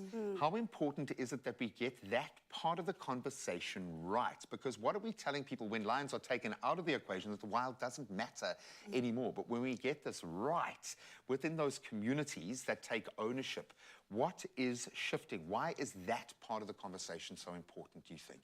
I think it's incredibly important to give and elevate the lion to where it rightfully belongs as an apex predator within an environment and an ecosystem that is then supported by and benefited also. I mean, people benefit from the ecotourism, they benefit from a healthy relationship with the environment, and obviously once people start benefiting from that, their own communities are uplifted. And I think that it's really important that we don't see the lion as a commodity, because we've commodified this animal to the point where its status in nature is also commodified. If we take away that commodification, the intensive breeding, the trade, seeing this animal as a product, and rather seeing it as an integral part of that intrinsic and that intersection between human, animal, and environmental well-being, I think that we've got something really to follow. Well, it's one gateway. It's one gateway that we need to move through, and if we get this right, it wins. And I always think of a young game kind of viewing crew, an ecotourism setup, where the guy driving the vehicle and kind of giving us our tour had never seen a wild animal. He lived less than a kilometer away from the Pilanesberg, never seen a wild animal in his entire life. 2 years later, running one of the most successful ecotourism concerns in that park, one of the best guides I've ever had. Amazing, because he had ownership of that space. Because of this link between these ecosystems that we as humans plug into and that biodiversity that is essential for us, what happens within the communities when we get this right? It's the interconnectedness. So people then start believing that it is also their responsibility to take care of the environment, right? So they start understanding the benefits that come of taking care of their water, taking care of their trees, taking care of their animals as well. So the sense of responsibility and that sense of pride that most South Africans have on the lions as well, they then start developing that for themselves. So they then take it upon themselves to protect the environment, to protect the humans and also the animals. And I mean, with the concept of one welfare, it then calls into action, right? So unlike any other system or any other concept we have had, one welfare calls into action. It brings all these different departments, it brings all institutions, all people to then come together and actually say, how can we do better? And you can, and it's also teaching the kids at the base of that educational process the value. They feel it. They feel the value of these apex predators, of where they fit into their ecosystem. There is so much that has been done that gets swallowed up by the negative vacuum. Our Minister Creasy has made some major advancements on the legislation front. How do we get behind this? Who do we need to get behind? And Fiona, what do we need to do to help your efforts in this space, to join the movement? I think right now there's been another big step, aside from the legislative process that has already taken place.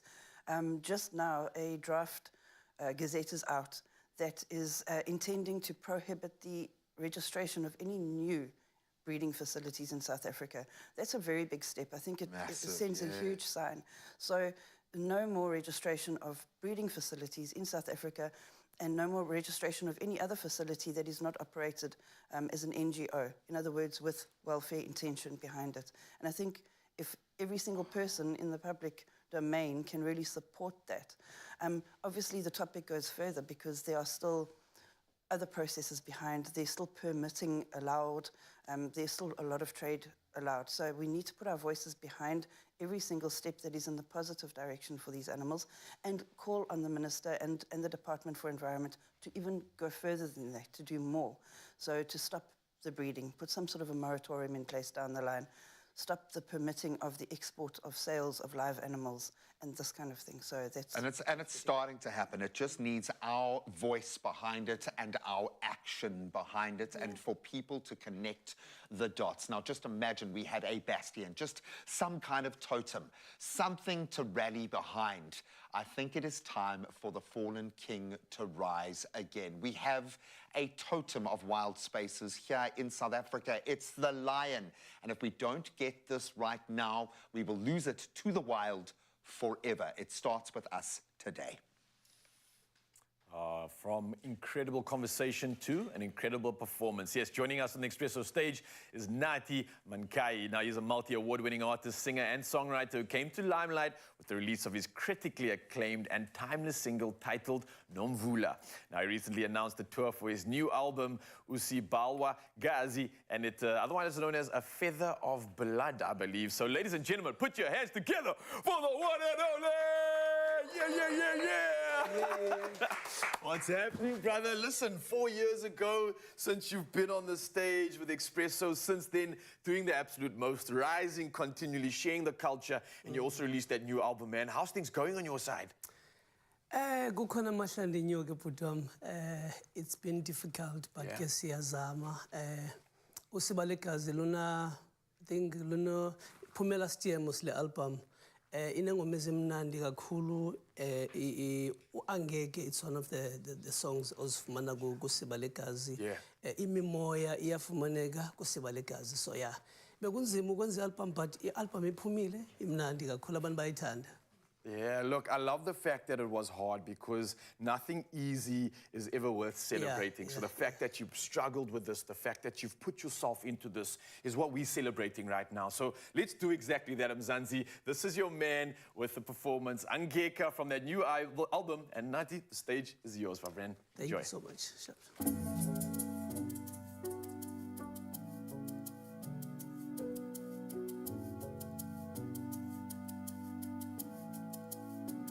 Bayayazi ungubani, ungunumber one wam andiva noma kuzani.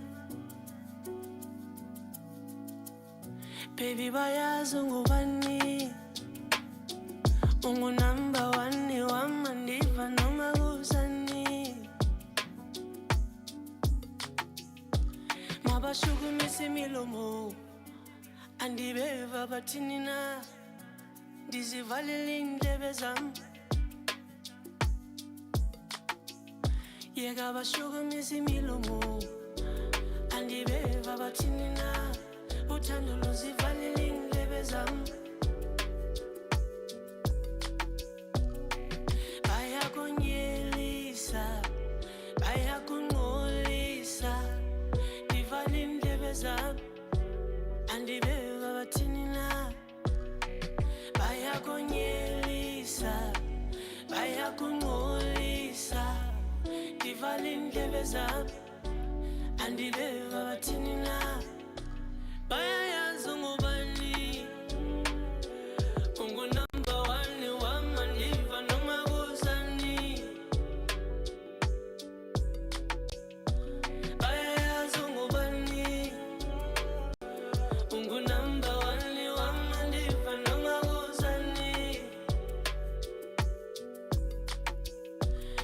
mabashukumisa imilomo andibeva bathini na uthando luzivalile indlebe zam mabashukumisa imilomo andibeva bathini na uthando luzivalile indlebe zam baby bayeke mhlama benzinga amaboma bazazi babenzani baby bayeke mhlama benzinga amaboma bazazi babenzani tata nansi imali ndikunike uzuthenge ikhomondela dala uzundlise ndifuna iitshomi zami zindike kungcono banshiye tata nansi imali ndikunike uzuthenge ikhomondela dala uzundlise ndifuna iitshomi zami zindike kungcono banshiye nhliziyo yami yonke ifuna wena wedwa mayibe nguwe wedwa enhliziyweni yami nhliziyo yami yonke ifuna wena wedwa mayibe nguwe wedwa enhliziyweni yami bayayazi ngobani ungunamba one wanganiva noma kuzani bayayazi ngobani ungunamba one wanganiva noma kuzani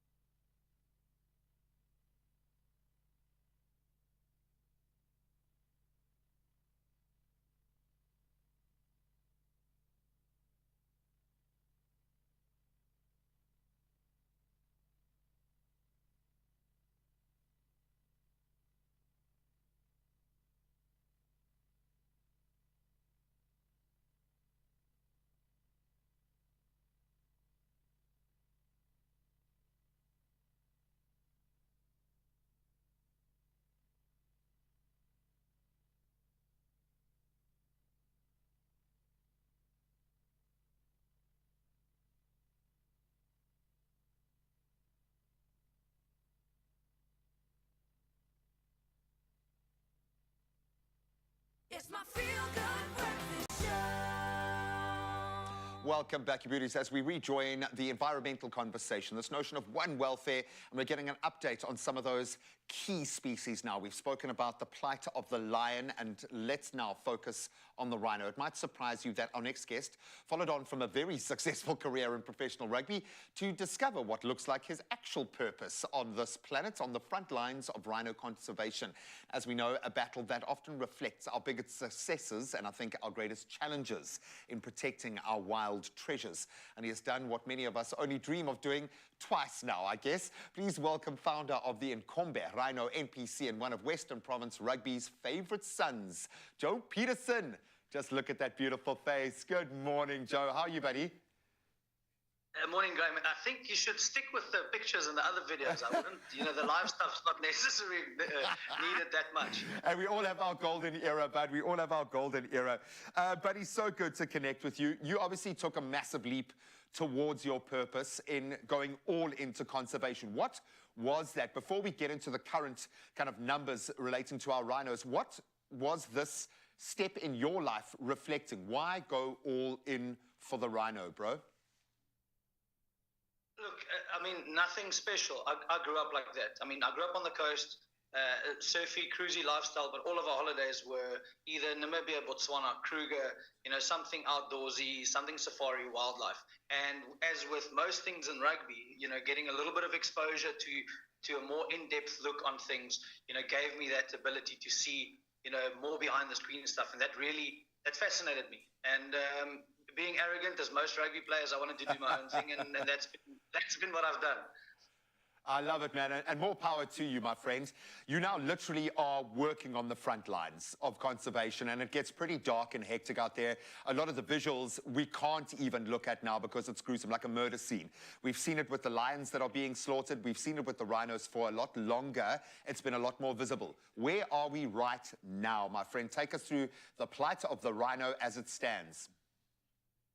Yeah, look, it's nice that you're breaking it up like that, and focusing on rhino is probably the most important one, and not because I'm biased, because rhino is not my favorite animal. I'd rather say, wild dog's probably my favorite animal. But if you look at what's happening in the rhino world, for the last 12, 13, 14 years even, it's actually the species that if you look after them, they umbrella quite a few other species because of the amount of work that has to go in, to protecting rhino. And this is specific to each country. But South Africa, again, as you said earlier, if we look at the numbers of lions, we've got 8, 9, 10, almost 12,000 lions sitting around waiting to be hunted. That's not necessarily part of a wild system. So too, do we have problems with rhino, wild dog, lion, cheetah? You can keep going. Even elephants. I mean, Botswana is a good example, but the rest of the continent, not so much. So while we might have had good successes in lately, example, the sale of John Hume's 2,000 plus rhinos that'll be relocated, reintroduced through African parks into other spots in Africa. The thing on the ground, unfortunately, the picture on the ground is not great. So everyone looks at the stats that the ministers share with us, and we have to be quite frank and honest about that. We look at those stats and we go, a couple of years ago we had 1,200 rhinos killed every year through poaching. And that's decreased, and now we're sitting at close to 400 or 500. And we all think, let's clap hands, it's a massive success. That's not necessarily the answer. The fact that we've got lower numbers in poaching means only that poachers are struggling to find rhinos to poach, which means we are running out of rhino. So looking at Kruger is supposed to be home to 80% of rhino in South Africa, as well as about 70% of rhinos globally. Kruger's numbers went from over 7,000 to below 2,700. We've got less than 20-30% of a population that's supposed to be there. So it's not a great picture. So we continue to mention the bad and the negative stuff. The other good thing we have to look at is the guys on the front line, not myself, the guys we support, the guys who actually do the work, fly patrols, walk patrols. All of these interventions, rhino conservation is a toolbox, everything through from game management all the way through to dehorning, which is quite an intrusive procedure. There's so many of these little things that combine into making rhino conservation sustainable and effective. But without those guys, I think we would have been down, you know, without any rhino. A lot of people are saying maybe the last rhino in Kruger's already been born. In terms of the sliding scale or the tipping scale of, you know, mortalities versus birth rate. So unfortunately, it's not a good picture, but by focusing on key species or umbrella species like lion, rhino, wild dog, a lot of people don't even, they think it's a feral animal, or wild dog, for instance. So by focusing on these species, we umbrella so many other species and that benefit, pangolin, all of those, they benefit from big within that conservation efforts network. into Oh, Joe, rhino, we're going to have to. I'm going to have to cut in there, my friend. Buddy, thank you so much to bring us to that point. I love the fact that that is now speaking to a much bigger network that is so vital. We all connect to. A massive thank you to Joe Peterson for doing the work that he does every single day out on those front lines, supporting the guys that are literally rolling up their sleeves and putting their own lives at risk to protect these wild spaces. We've got these totems to get behind. The rhino story, we know it isn't all told. The lion story, we know it's changed. Those 12,000 lions sitting in captivity right now, waiting to be hunted, waiting to be sold for meat to Southeast Asia. We can turn that story around. We just need to rally behind this fallen king. Oh, great conversations carrying on right throughout the show right now. But let's change things up a little bit, right? Let's talk about the beauty of our country. And amidst the sweeping South African savanna, where endless grasslands meet the sky, nature's colorful canvas unveils a tapestry of life. Yeah, Ryle embarked on a captivating journey to Aquila Private Game Reserve, where the rhythm of the wild and the heartbeat of the savannah left a lasting impression. It really did, bro. Take a look at this.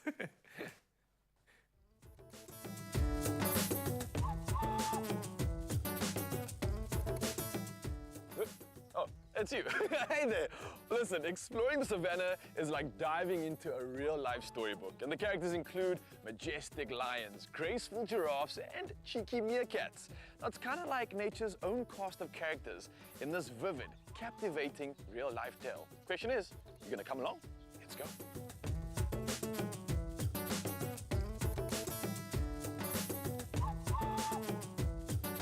I'm here at Aquila Private Game Reserve today, where I'm not just only soaking in the stunning savanna hues, but embarking on a thrilling journey of discovery, diving deep into the colorful lives of these incredible animals that call this vast canvas of nature their home.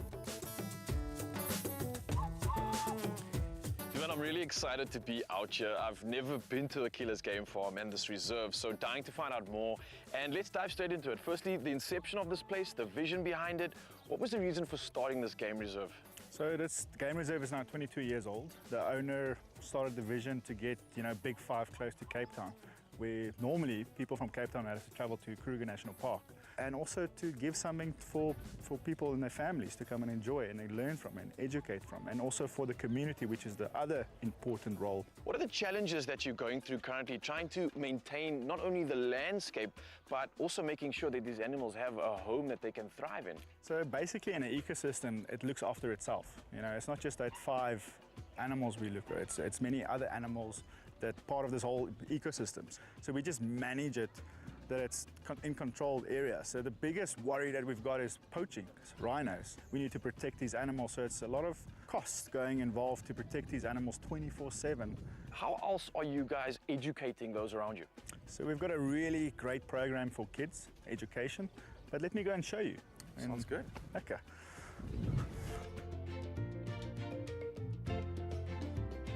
The Aquila Junior Ranger program caters for kids between the ages of 4 and 12 years old, sparking their interest when it comes to wildlife and nature. Now, this is led by skilled guides, and it's a hands-on adventure through the Karoo wilderness, creating future conservation champions. Yeah, it's all about, one system feeding another system. So it's, the earthworms, they defecate, and that we use that poop then to feed the fish, and then also the waste that come from there feeds the compost into the system for the vegetables.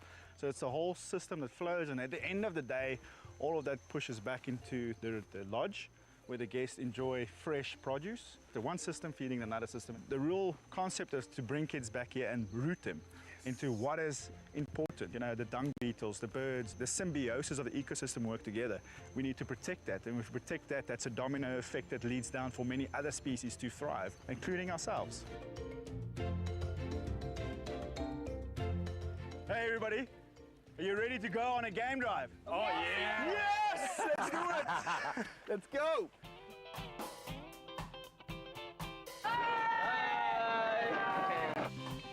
When I think about Plascon's Savannah Spring palette, I can't help but see how much it resonates with the landscape right now. I mean, the vibrant greens, those earthy tones, it literally is around me. It reminds me of nature, it reminds me of freedom, it reminds me of that sort of great abyss that we all get to enjoy and thrive in, and it's giving me the feels of adventure. Now, a white rhino's got a flat lip and a black rhino's got a triangular lip. So the white rhinos are the grazers, they eat the grass, and then the black rhinos eat the trees, the branches of the trees. So they're browsers.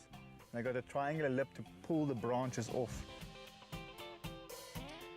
I think wildlife conservation is so important because right now we're living in a world that is going so against the grain, against everything that wildlife stands for. Us as human beings are constantly taking up their animals' space, the animals' food, their way of living, and the environment, and we have such a negative impact on them.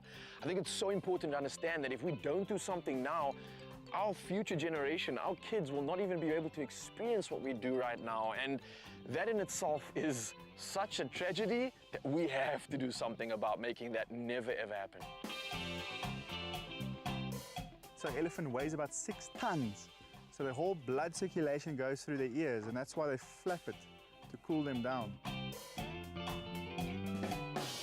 Now, apart from the Junior Ranger program, what other activities do you have here for the kids? So we got a very cool place. It's called the Kids Zone. So kids can go there, they can play chess, they can play putt-putt. There's activities where they can go play PlayStation, and there's a caretaker, a woman that looks after the kids, and there they can go and chill out at the Kids Zone and have fun there.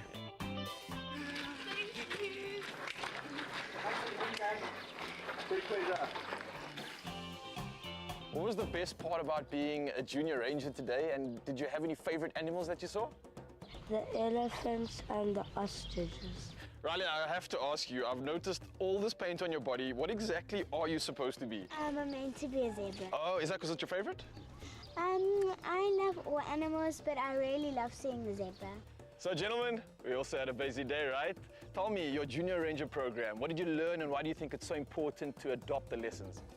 I think it's important because like one day when we grow up, we can protect like the animals so they don't go extinct. To make sure like the future generation is able to see the animals that we're seeing now.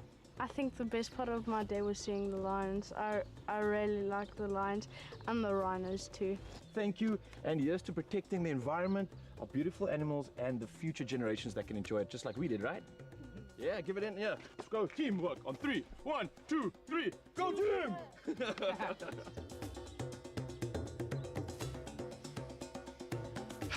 The Savannah, where the earth meets the sky in a timeless embrace. It's a testament to nature's grandeur. And just like the sun that rises each day presenting a new chapter in this story, every stroke of Plascon's new spring color palette provides us with the opportunity to captivate and take in this awe-inspiring landscape and bring it into our own world. What an incredible day it's been, meeting new people, making new friends, and creating cherished memories. Now it's time for me to head to the cottage, relax, freshen up, and soak in the surroundings before dinner.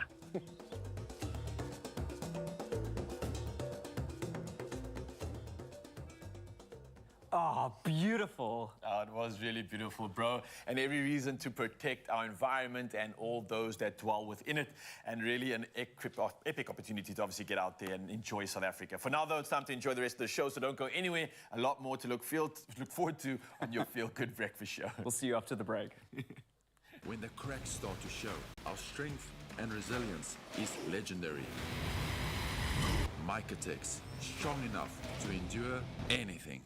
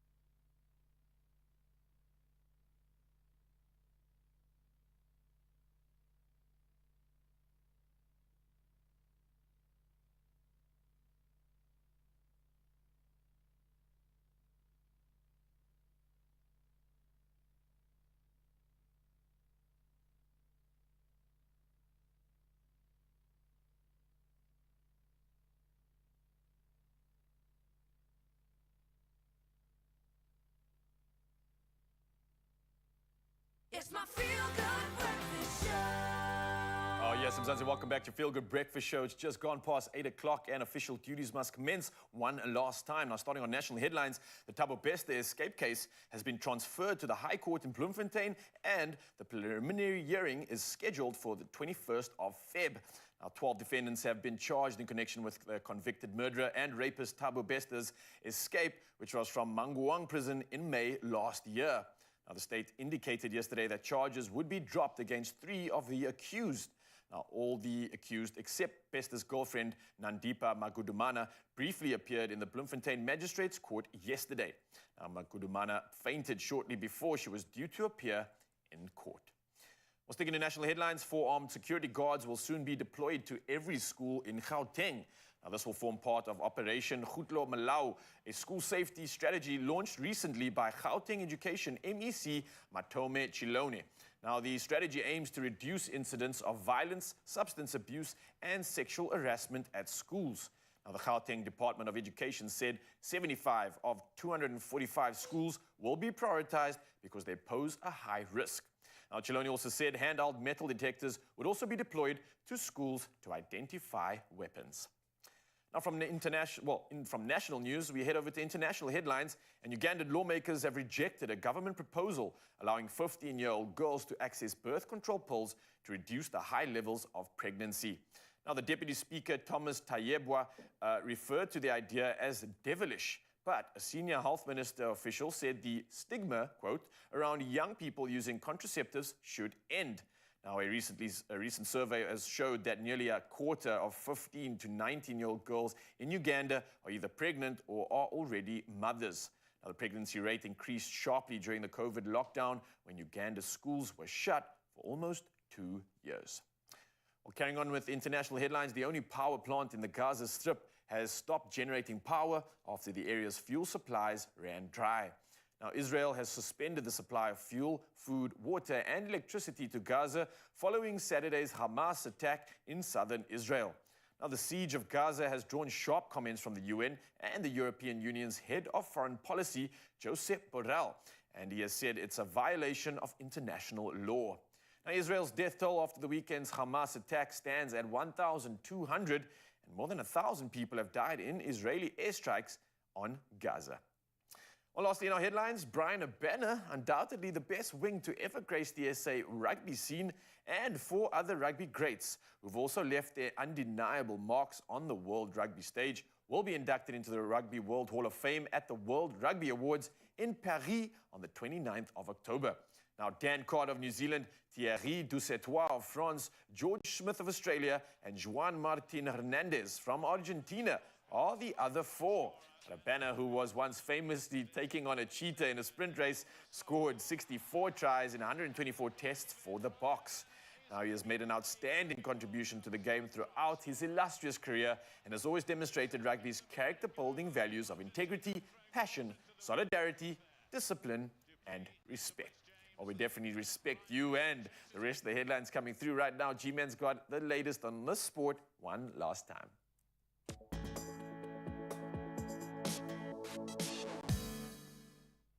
Oh, sorry, Raul, maybe not the news you were wanting. France's influential captain Antoine Dupont is declared 100% ready for the upcoming Rugby World Cup quarter-final clash against the defending champions, the Springboks. That's according to scrum coach William Servat. So Dupont, who had been recovering from a fractured cheekbone, returned to full contact training this week. The scrum half's significance to the French team is not lost on us. He's remained undefeated on home soil as the captain. That's why they want him there.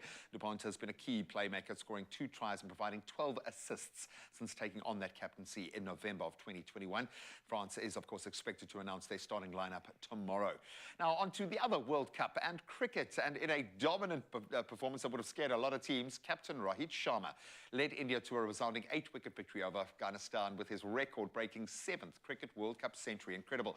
And he broke a few records in the process. So, chasing a target of 273 in New Delhi, Rohit's brilliant 131 helped India achieve the win in just 35 overs, marking now their 2nd consecutive triumph in the tournament, but Rohit's century, achieved in 63 balls, surpassed the great Sachin Tendulkar's record of 6 World Cup centuries. It was also the fastest World Cup century by an Indian, eclipsing the great Kapil Dev's 72-ball century back in '83. And furthermore, Rohit crossed 1,000 World Cup runs, and in so doing surpassed the great Chris Gale's record of 553 sixes across all formats. And he's not done yet. Keep your eyes on this World Cup.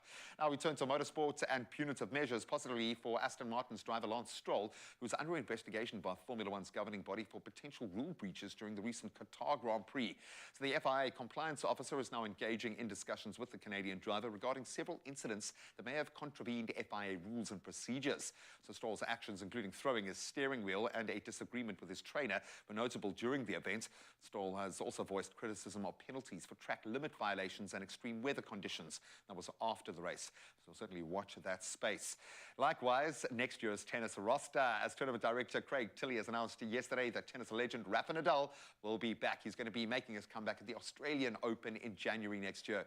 The former world number one, who's now 37 years old, took a break from sport to recover from his hip injury earlier this year. And he's on track. Nadal, with 22 Grand Slam titles, set to return to the tournament after his second-round exit last year.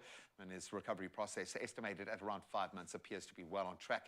And of course, his return, very highly anticipated. We are here for that. Possibly another GOAT to put up his hand. But that's where we leave our sports. Let's get one last take on what this beautiful day has ahead.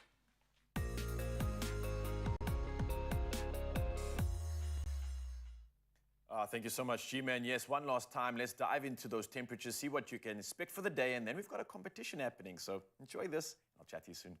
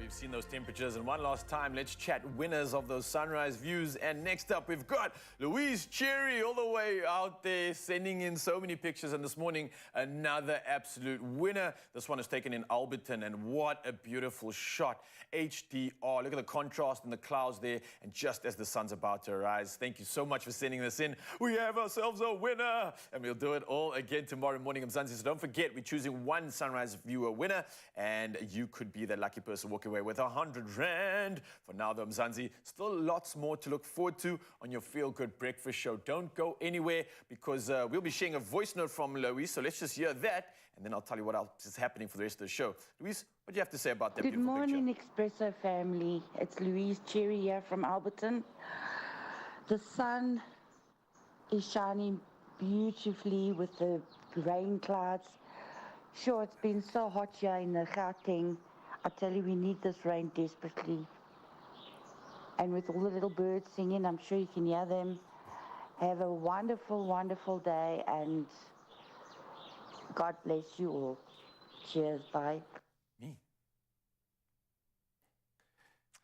Oh, well, thank you so much, Louis. You definitely have cheered us up. You see what I did there with your surname, and definitely elevated the mood. And the mood's not going anywhere, Mzansi. Stick around. We've got lots to discuss. We've got a summer playlist coming at you, and Lego for big hands. All that and a whole lot more on your Feel Good Breakfast Show.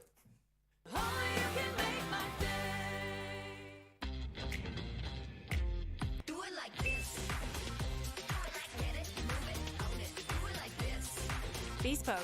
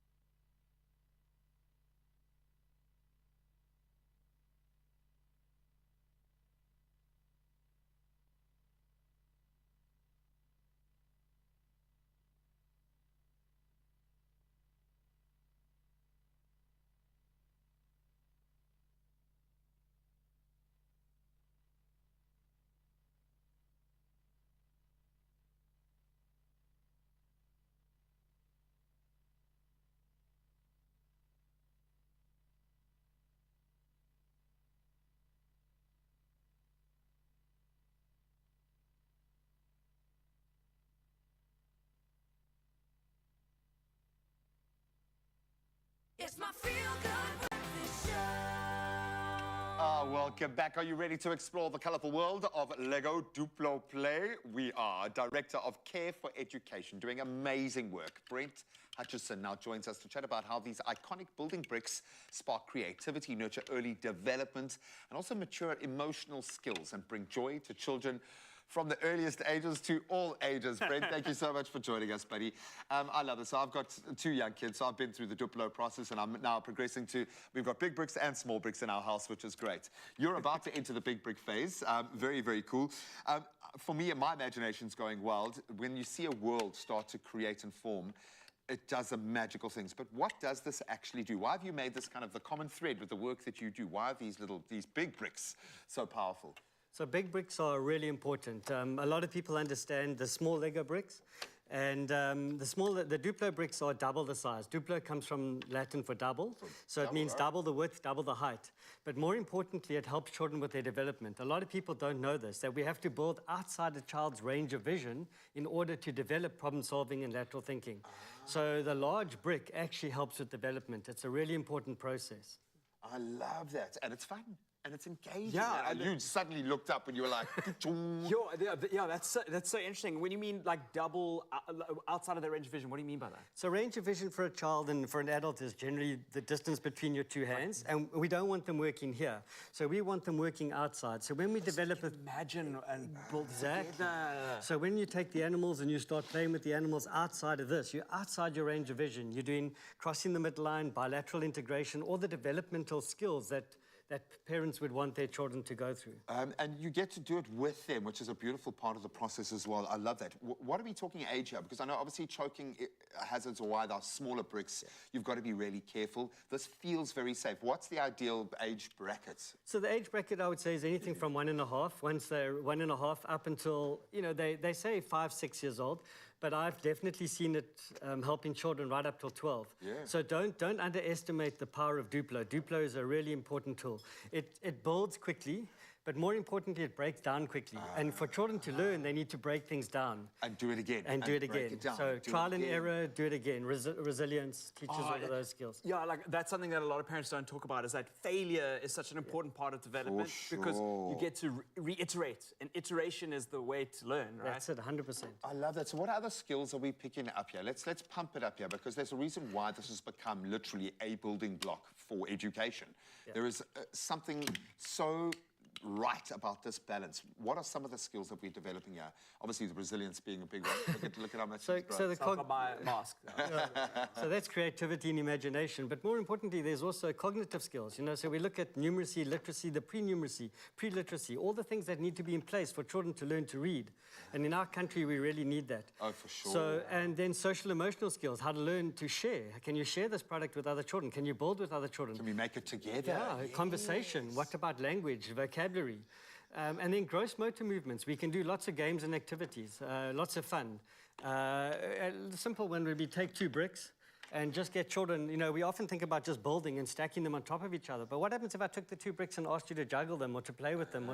So we can do gross motor movements as well. So it's motor development as well. Colours. Colours, you can get shapes, into that. numbers. Then, of course, you need something that's going to excite your particular child, and kids love different things. I've seen Spidey and his amazing friends. That was enough for me. I think both my kids would absolutely love that. But talk me through the varieties. How can we plug into Duplo and the worlds that await us? So there are a number of themes, and the reason the themes are there is to get children to go to their imagination and to start thinking about building their own scenarios. When they build their own scenarios, they develop vocabulary and a narrative for that scenario. And what it does do is it allows the parents to join the children in that process. Oh, wow. It's a fantastic way for parents to tell them what they know about that scenario. And so the sharing starts happening between the parent and the child. And you're also creating a two-way flow of communication with your child. And I'm realizing now, as my son kind of delves into the more complex emotional side of his development, just the fact that we are used to talking to each other when we play, that we connect on that level, has been probably my greatest asset. But stamp of approval? George, I'm like, you've blown my mind. I just thought these were fun, and my daughter was having fun. But knowing that, actually, the key to all good learning is fun. Exactly. Right? And I think that this is incredible. If organizations want you to come and teach with our Duplo blocks and help bring a little bit of fun to, and also it's the validation that these kids get, that people are taking the time to care and to invest in them. I love that. How can people support what you do? So Care for Education is a non-profit organization, and we work with the Lego Foundation. The Lego Foundation does amazing work in South Africa, particularly in South Africa, to do this. So they can come and find us, look us up. We really are lucky in South Africa that we are one of the countries that are supported, that the Lego Foundation support us with so much. Yeah. No, they understand what you're tapping into, the potential that gets released when you can unlock a child's imagination. And you've got these developmental skills coming with this. It's a win-win. It's a Duplo win, in fact. You stand there, that took me all day to work up to that one. You stand the chance to win one of 2 Lego Duplo sets this morning as well. Simply reply to the competition post on the Expresso Facebook, Twitter, or Instagram pages and tell us this. What you think the benefits of children playing with Lego Duplo from an early age are. We've given you a couple of great clues there. Don't forget to include hashtag Lego Duplo in your answer. Competition closes Monday the 16th of October at midnight, so not a lot of time. Get on it. Go and check out those T's and C's at expressoshow.com. Brent, we love you, guys. Thank you so much. Really appreciate you. How many? Absolutely love that one. And as you can see, I've gotten changed. I'm ready to get my summer body on. Yes, fitness is coming at us. And hey, also speaking of summer, we've got a summer playlist that you're going to absolutely love. All that and a whole lot more just after this.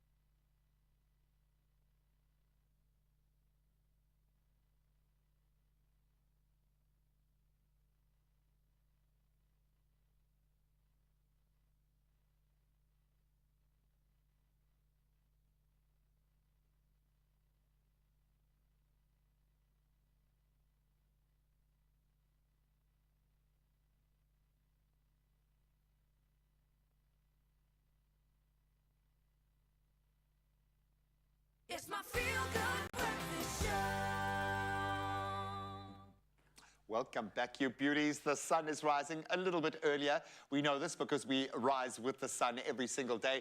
Bring in the warmer summer months, baby. We are here for that. Absolutely here for it. And you know what that means? It's beach time. And along with Tropica, we're going to be counting down to summer. So what you need to do is follow their social pages, and that's at My Tropica.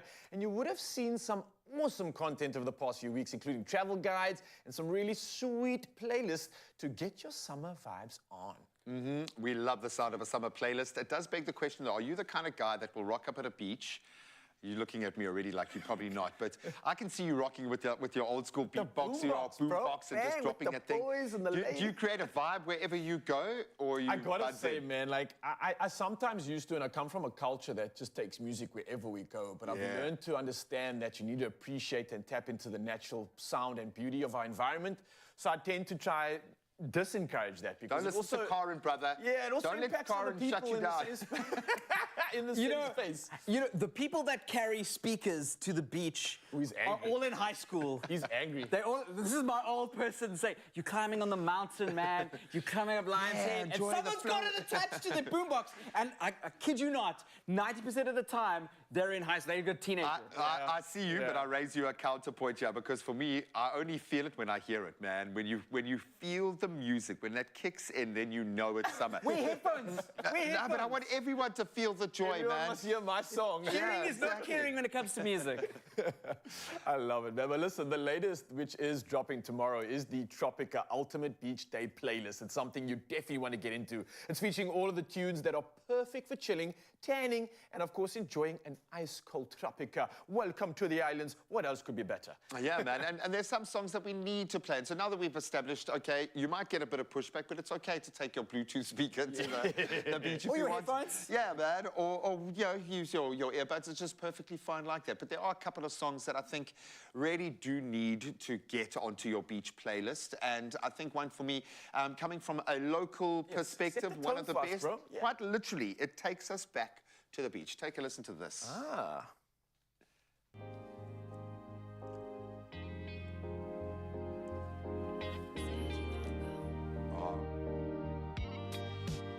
Let's take it back to the beach, where we were young and carefree.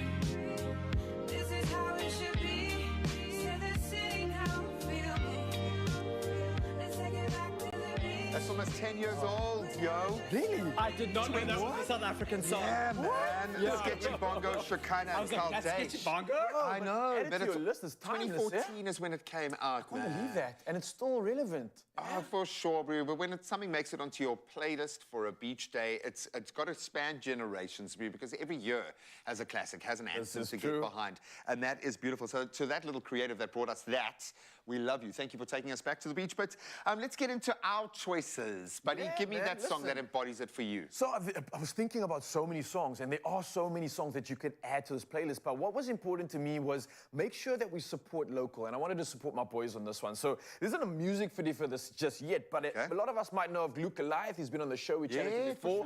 Darren Peterson, the drummer, he's been working with him behind the scenes, and they put something epic together. It's called Peace of Mind by Luke Goliath. Obviously, Dan's been working behind the scenes, but no music video yet. But listen to this, Mzansi. Tell me what you think about this for a summer anthem. And do you think this should go on the playlist? I'm sure you can picture just exactly how good this would sound with like drop top, put the beach on, and just enjoy it. It's got that like feel. Oh. Warm car weather.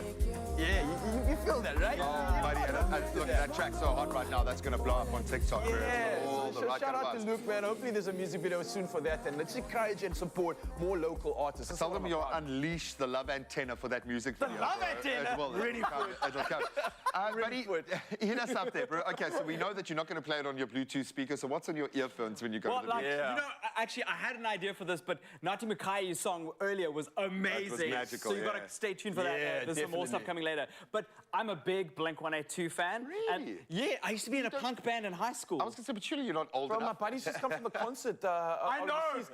They were crying. Yeah, I also had friends at the concert. Anyway, it's called Dance With Me, and it's just like takes me back to high school. Oh, I remember. I love them. You know, you can go to the beach with this. I don't have to worry.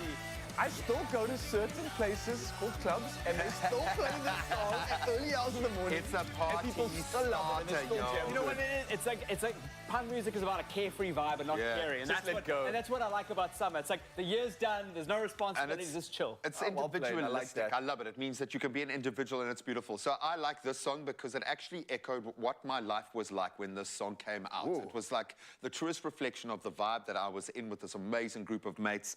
This one is absolutely beautiful. It's garnered some 250 million views on YouTube. When was it? For good reason, but it was released in a very special year 2000. Oh, take a listen. Song. Lady! What a jam! You've just switched while on. Dude, you're winning. Buddy, and that might have been me in that music video minus the dollars, bro. We lived like that. It was crazy, man. So when you reach back into those times of your life, it's amazing how often the common thread, the thing that takes you back there, is the music. Music, man, 100%. I didn't even know there was a music video for this, but whoa. Bring it on. The countdown to summer is here. What you got to do, Mzansi, is follow at MyTropica. That's on Facebook, Twitter, Instagram, and TikTok. And then you're going to get the best summer inspiration content, the best summer hangouts, awesome summer music, and lots of chances to win big. I love it. Then you can also check out their social pages tomorrow when they drop the ultimate beach day playlist. Please, can we play a bit more of Lady from Mojo, please? Also, just I'm going to go like and subscribe this for sure. We absolutely are here for summer. Make my day, boy.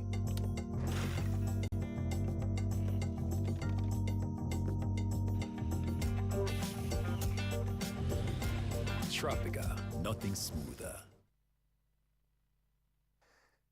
Oh, yes, man. I'm getting warmed up, getting excited, thinking to myself, wow, before I get to the beach, I need to get beach ready, right? So we've got TJ in the house. The man's getting us ready, getting us turned on with all this heat at the moment. And we're featuring TJ. He's a personal trainer. He goes by TJ Bombetti Jones, but he's joining us to give us that ultimate summer workout that I've been delegating on, thinking, is it too late? Can we still get it in? TJ, how you doing, bro? I'm all good. And yourself? Yeah, lekker, man. You got the goods to get us ready for summer? Yes, I do. Okay, what do you got for us? What are we doing? All right, so we're starting off with a quick warm-up first. All right, we're going to have the dumbbell right here. All right. To get the body nice Just and one warm. dumbbell, Just okay. one If we don't have dumbbell. a dumbbell, I'd imagine we can use like a water bottle or something as well, right? Beautiful stuff, no excuses. So dumbbells here. So we're going to get down to the ground into a mountain climber right here. Mountain climber, am I next to the mat? Yeah, next to the mat. All right, so we're going to do 3 pumps with the knees up. 1, 2, 3. Coming up and jumping. Oh, okay, ballistic. All right, we're going to do 10 of those. Straight back down into that burpee again. All right, 10 of those. Let's move them, Zanzi. Get off the couch. 1, 2, 3. And jump.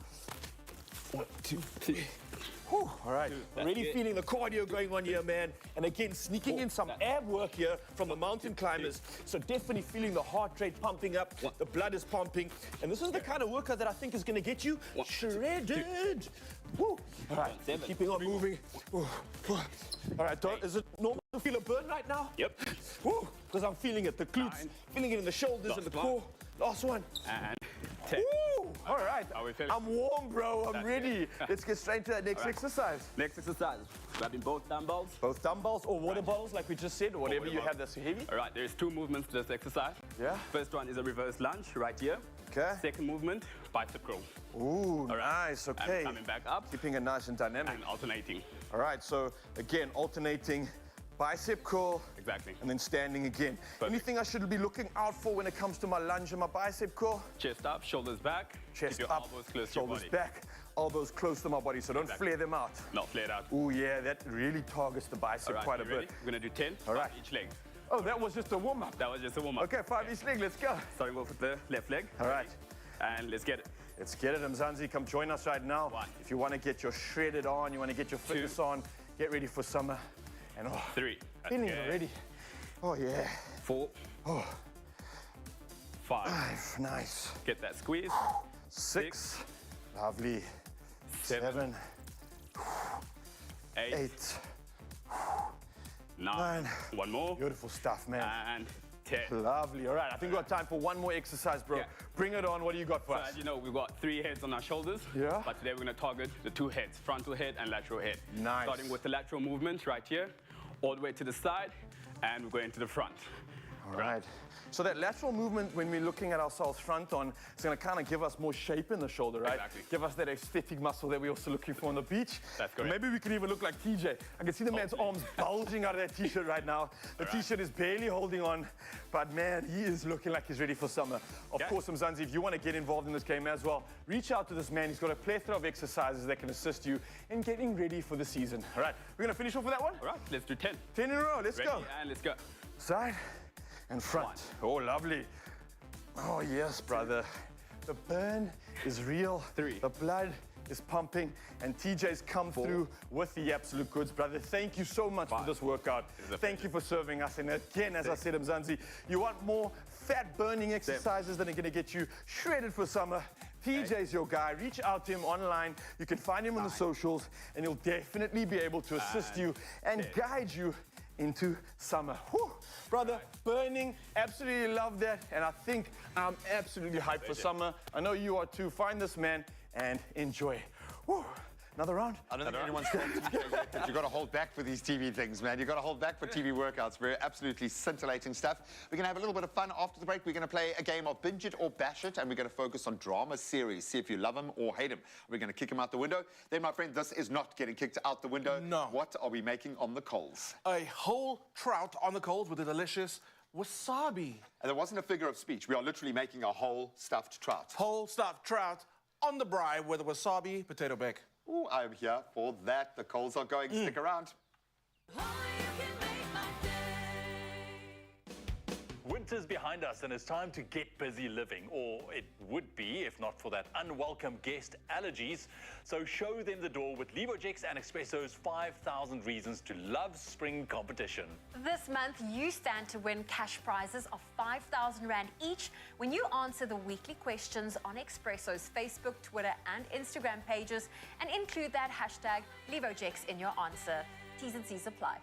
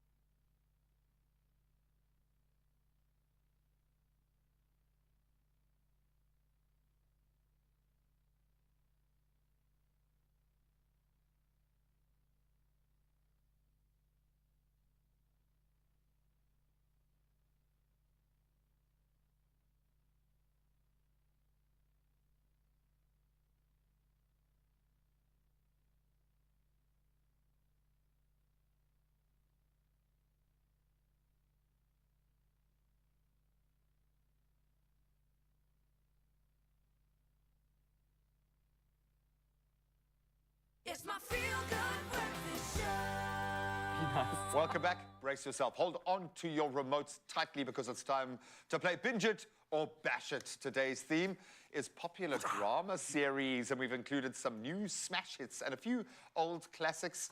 And we've got some woke individuals ready to poke holes in everything that we love and cherish in this world. I'm looking at Grant more than you, I'm bro. so sorry, man. Now, I haven't been able to watch Big Bang again. Thank you so much for that. But now we're honing in on the drama series. So how it works is I'll show our team here the particular drama, and then they'll tell me, will they binge it or will they bash it? Should we jump in? Gents, are you ready? Yeah. This one, I know what I would do. How do you feel about Game of Thrones? Binge it. Binging it. Binge it. Binging it. How many times? 3 times. Binge it 3 times, 4 times? I was very disappointed in that last season. I'm going to be honest. Okay, yeah, a lot of people have that opinion. Start again at the beginning. You'll forget by the time you get to the end again. Yeah. And you've got that prequel, actually, that's happening as well, right? Yeah, I actually haven't been watching that, but I mean, it was a wild ride. It's iconic, yeah. George R.R. Martin, whatever. Write us another one, my friend. I love it. So we're binging that. This one, Mixed Feelings, Grey's Anatomy. Bash it!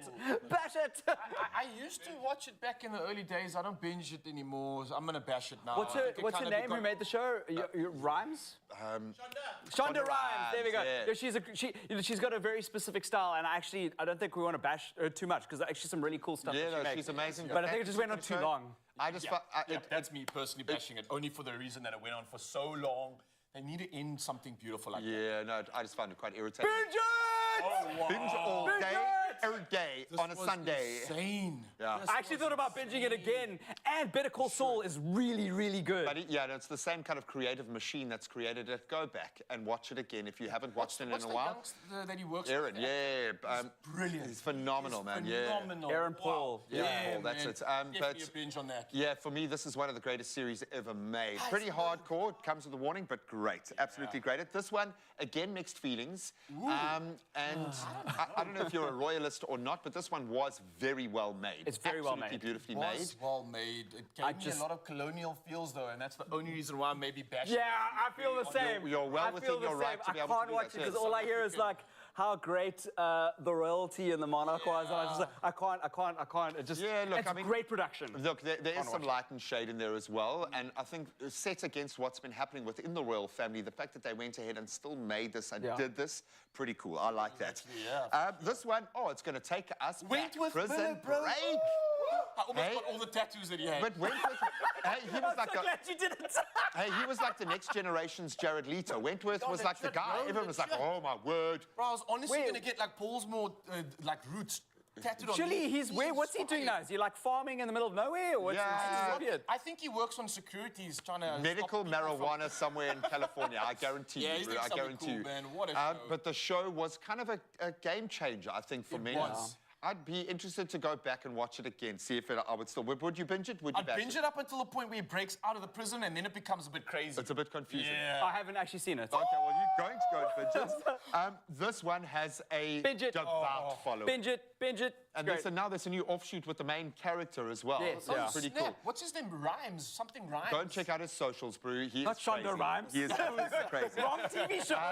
Okay, this one felt like me going back to the 90s/80s. Bro, Binge I it. love this Binge so much. all day, every day, and again on Sunday. I binged it, and I will binge it again. And the soundtrack, everything together for was sure. I listened to the soundtrack. Like that should have been on my playlist, my summer playlist. It was like, this was so reflective of that era. And of your childhood. Yeah, it was very much how we used to live back in the day without the crazy demons taking over the world, thank goodness. I love it. This one is great. Oh! Binge it! This show is so good!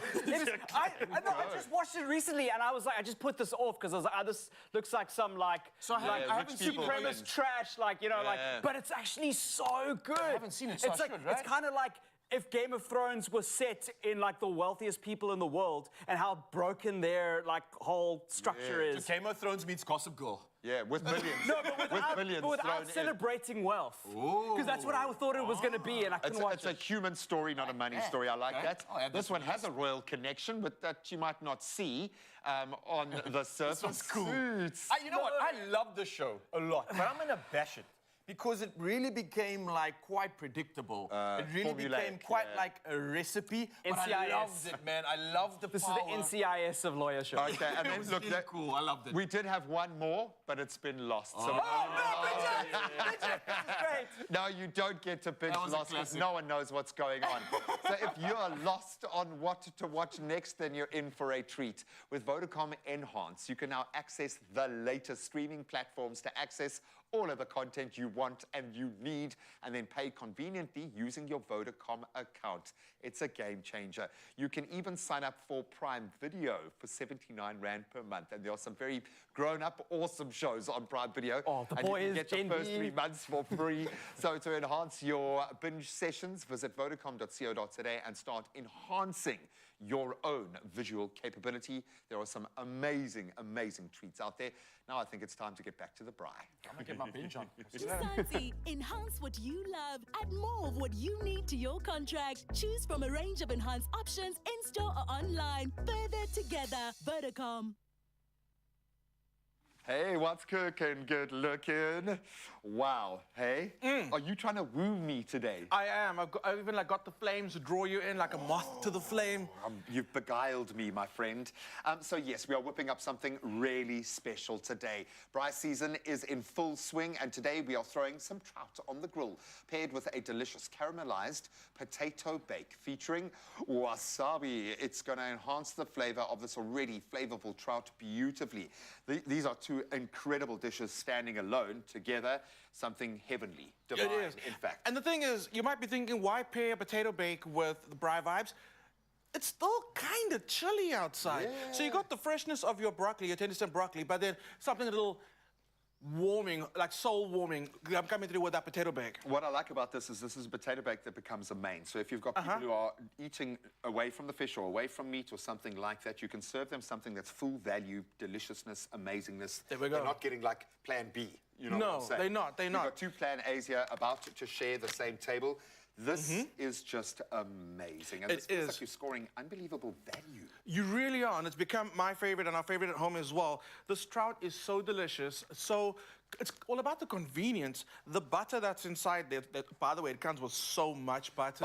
You would pay more for the same amount of butter than you would for the fish. Exactly. So we absolutely love this. So all I'm going to do is I'm going to open it up and I'm going to get it on our ever dear braai. I mean, and as delicious as the trout is, it all starts with the sustainability, of course. I mean, Woolworths, it's so important to us. And it's about the fish health, which is something we're talking about a lot lately. Because this is a big thing at the moment. Just because a fish is farmed doesn't mean it feeds in and out of the sustainable equation. Right, okay, exactly. The farming needs to be done on a particular framework within a particular set of rules and standards that I think Woolies have been kind of guiding the way by empowering the farmers to get it Exactly, and that's how we're calling it fishing for the future and farming for the future. It's so important, and it's just how we ensure that your kids, your grandkids will be able to enjoy this delicious dish as well. That saying of there's plenty of fish in the sea, no, not anymore. All right, let's talk about this potato bake. I feel like potato bakes are so underrated.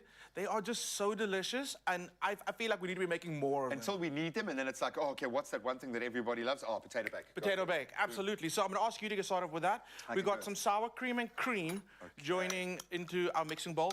And the wasabi, when I saw originally that our what do we call it? Our kitchen fairy, head kitchen fairy Nicole, developed this potato bake recipe, and she added wasabi to it. And I was like, that's actually great. You're not going to get that intense wasabi burn that you get in your sinuses. Yes, you can. But you're going to get that almost radishy background, horseradish background. And it works so well with this dish. Very clever. It is. Nicole, well done to you. Wasabi goes in, and you can be generous with the wasabi. We're going to go salt. You're not just getting one massive hit all on your olfactory system in one go. This is just a layered through kind of aroma of wasabi. Aroma. It's aroma. Aroma. It's a that secret. wasabi snuck itself in there. A skinner of wasabi. Okay, cool. So we're going to go in with some garlic powder. Are you? There we go. There we go. There we go. Some onion powder.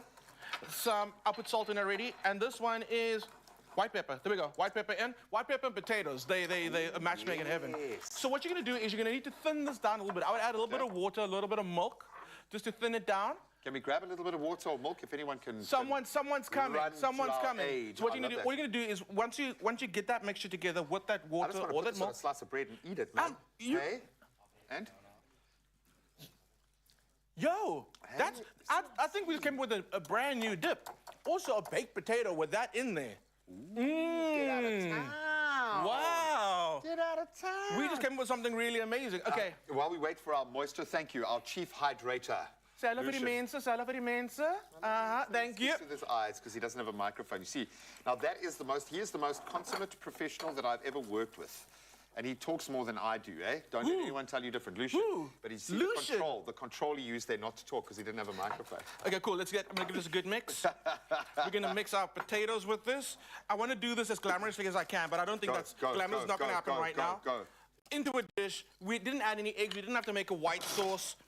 It's so simple, true, so this easy. Quite a zhuzhy sauce without any of the French cooking techniques thrown in. It's very much just mix and get it all French together. cooking, what do you call this technique?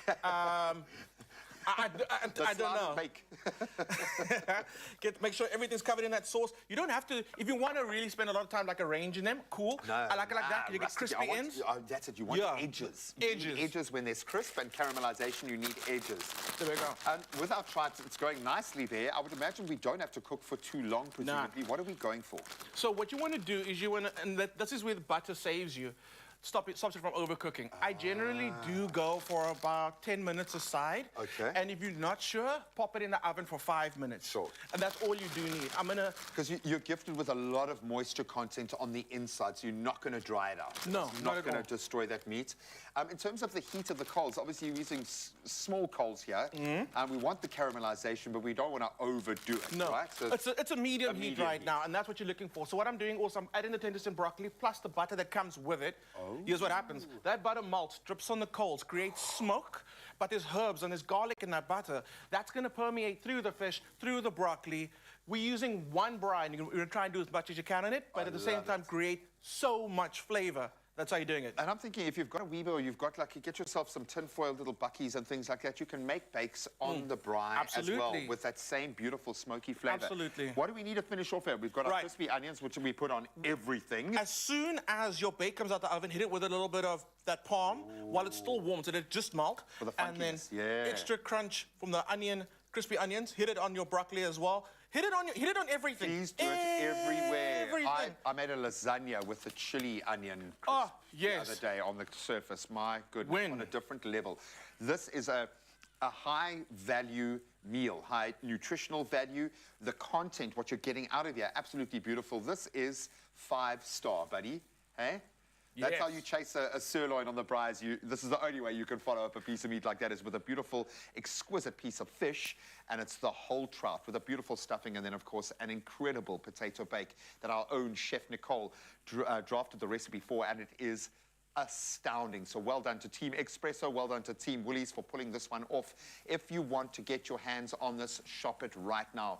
This beautiful stuffed whole trout farmed in crystal clear, beautiful spring water from the Franschhoek Mountains. Wow, that is a bougie. And all the way from Lesotho in the Highlands. Wow, these are some bougie trout, man. You can get them for yourself at Woolies, in-store, online, or even using the app. We'll come to you. Can you see the people through the smoke? I can't see anything through the smoke, but I hope you can see us. Beautiful.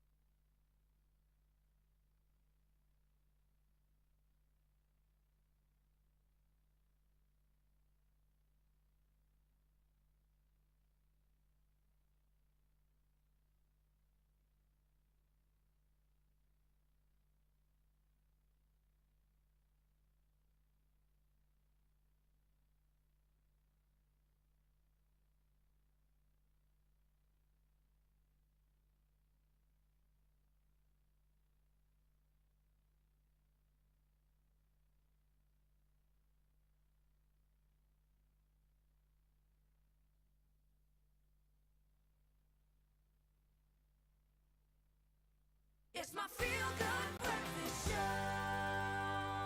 Oh, yes, Mzansi, welcome back to Feel Good Breakfast Show. And it has felt so good, and it's going to get even better, because joining us on stage once again is the multi-award-winning singer, artist, and a songwriter. We're talking about Nati. Now, brother, incredible stuff's happening right now. We've got the fact that you've been nominated for another summer. This is huge, man. This is saying, listen, stamp of approval. You are what you are, and we are all celebrating that. But what does it really mean for you, man?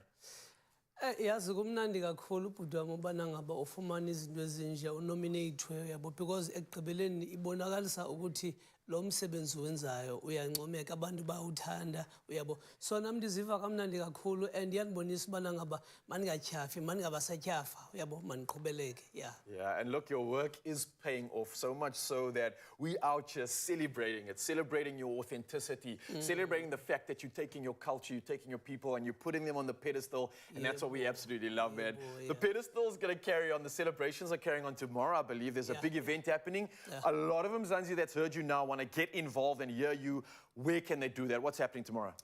ngomso sine-show wena bhuti wami Star Theatre so ndizabe ndilapho ndiperforma i-show is-sold out already. wow. Yeah. So abantu abafuna ukunibona unfortunately ke amatikiti sethengiwe sekephelile so ngomso ziyakhala bathi ziyakhala. Oh, that's okay. Even though it's sold out, you still get an opportunity to see you now, right here on your Feel Good Breakfast Show. So Mzansi, this one's for you. This song is titled Imi Moya, and this is Nati. Stage is yours, brother. Take it away. Thank you. Phuma namkosi ndiyaphuma ndifihle kwingozi nentsha nayo yonke imimoya thatha indawo njengosomandla sindisa impilo yami kwababantu abalunganga kuba namhlanje ndibonile uba silwe nenyama silwa nemimoya namhlanje ndibonile uba asilwe nabantu thina silwa nemimoya asilwe nabantu thina asilwe nabantu thina silwa nemimoya asilwe nabantu thina asilwe nabantu thina silwa nemimoya silwa nemimoya silwa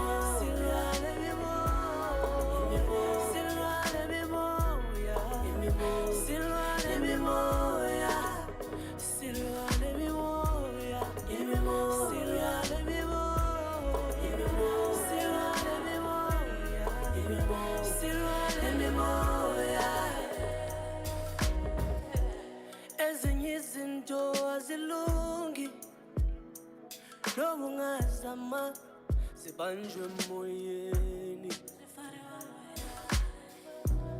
ezimfazwe sizibonileyo aziqali namhlanje ziqale emoyeni ngoba emoyeni kuyaliwa emoyeni emoyeni emoyeni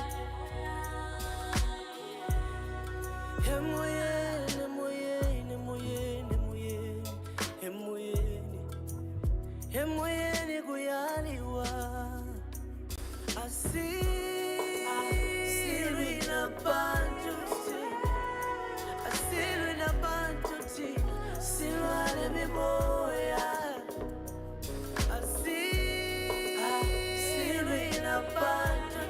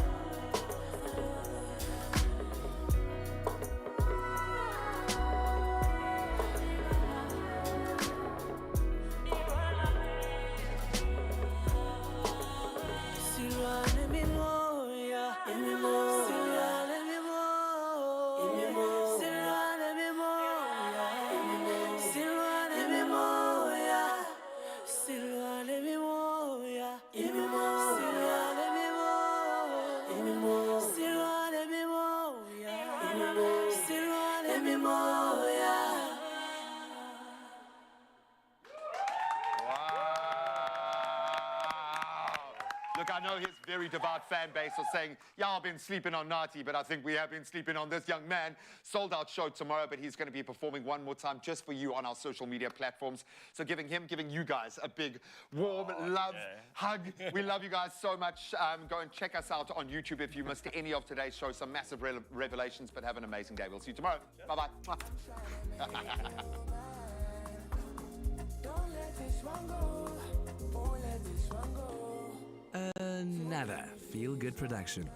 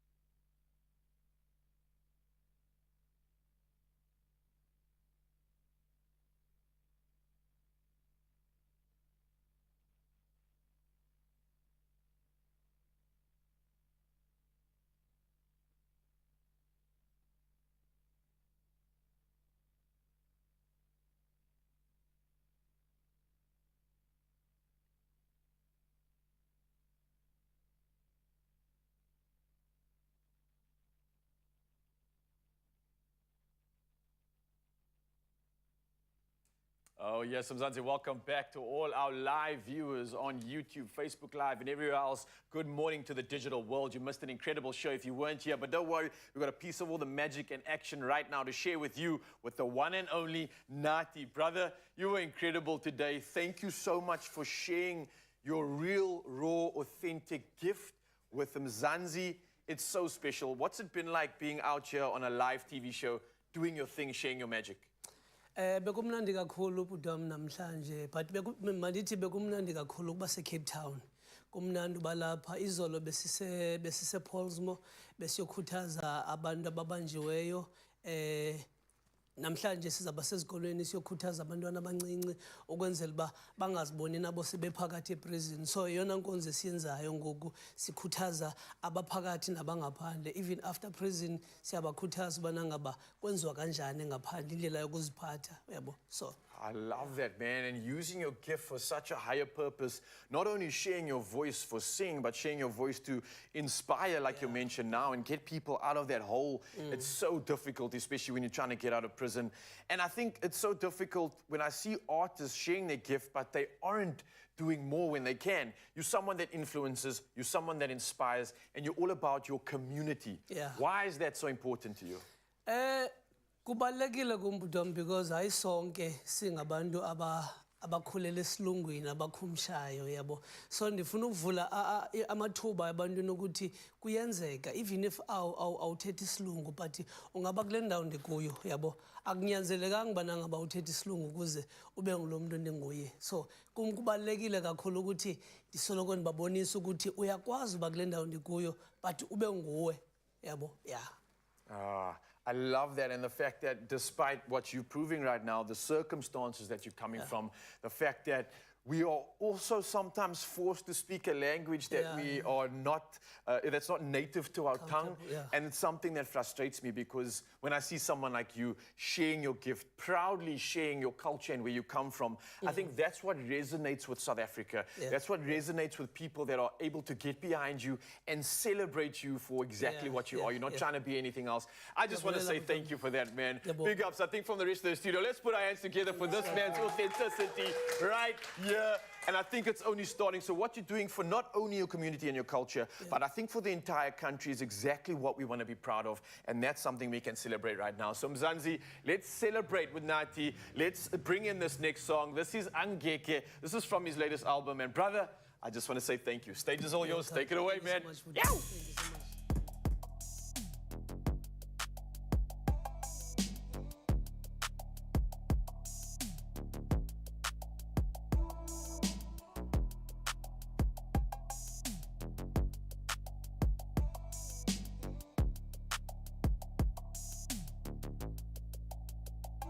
Ndizokunika uthando lwami, ndikunika inhliziyo yami, lana ngophula inhliziyo yami ngesithandwa sami, sithandwa sami, amo lwami, ndifuna ukwenza ube ngumama abantwabami, ndifuna uhlala nawe,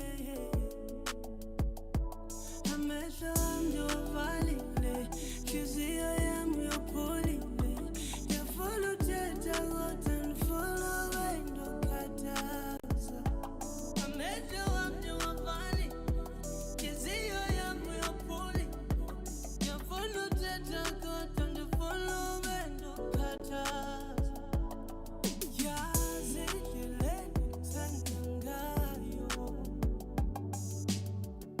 angeke ndihlukane nawe, yazi indlela endikuthanda ngayo,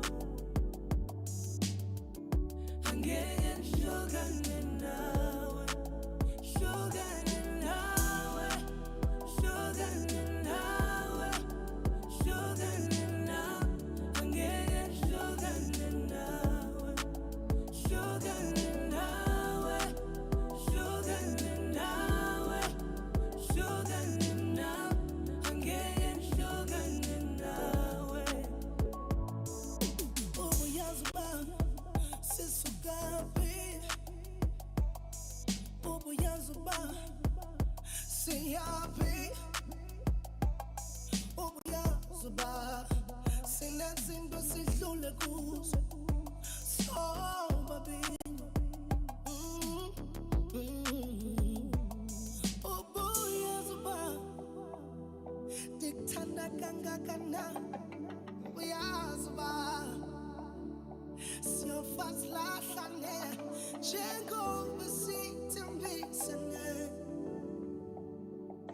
ubuyazi bami, yazi indlela endikuthanda ngayo, angeke ndihlukane nawe, yazi indlela endikuthanda ngayo, angeke ndihlukane nawe, hlukane nawe, hlukane nawe, hlukane nawe, angeke ndihlukane nawe, hlukane nawe, hlukane nawe, hlukane nawe, angeke ndihlukane nawe, yazi indlela endikuthanda ngayo, angeke ndihlukane nawe, yazi indlela endikuthanda ngayo, angeke ndihlukane nawe, hlukane nawe, hlukane nawe, hlukane nawe, angeke ndihlukane nawe, hlukane nawe, hlukane nawe, hlukane nawe, angeke ndihlukane nawe.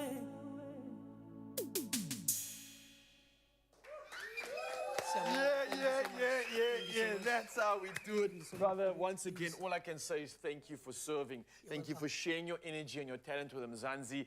Don't stop being you. Don't stop this authenticity.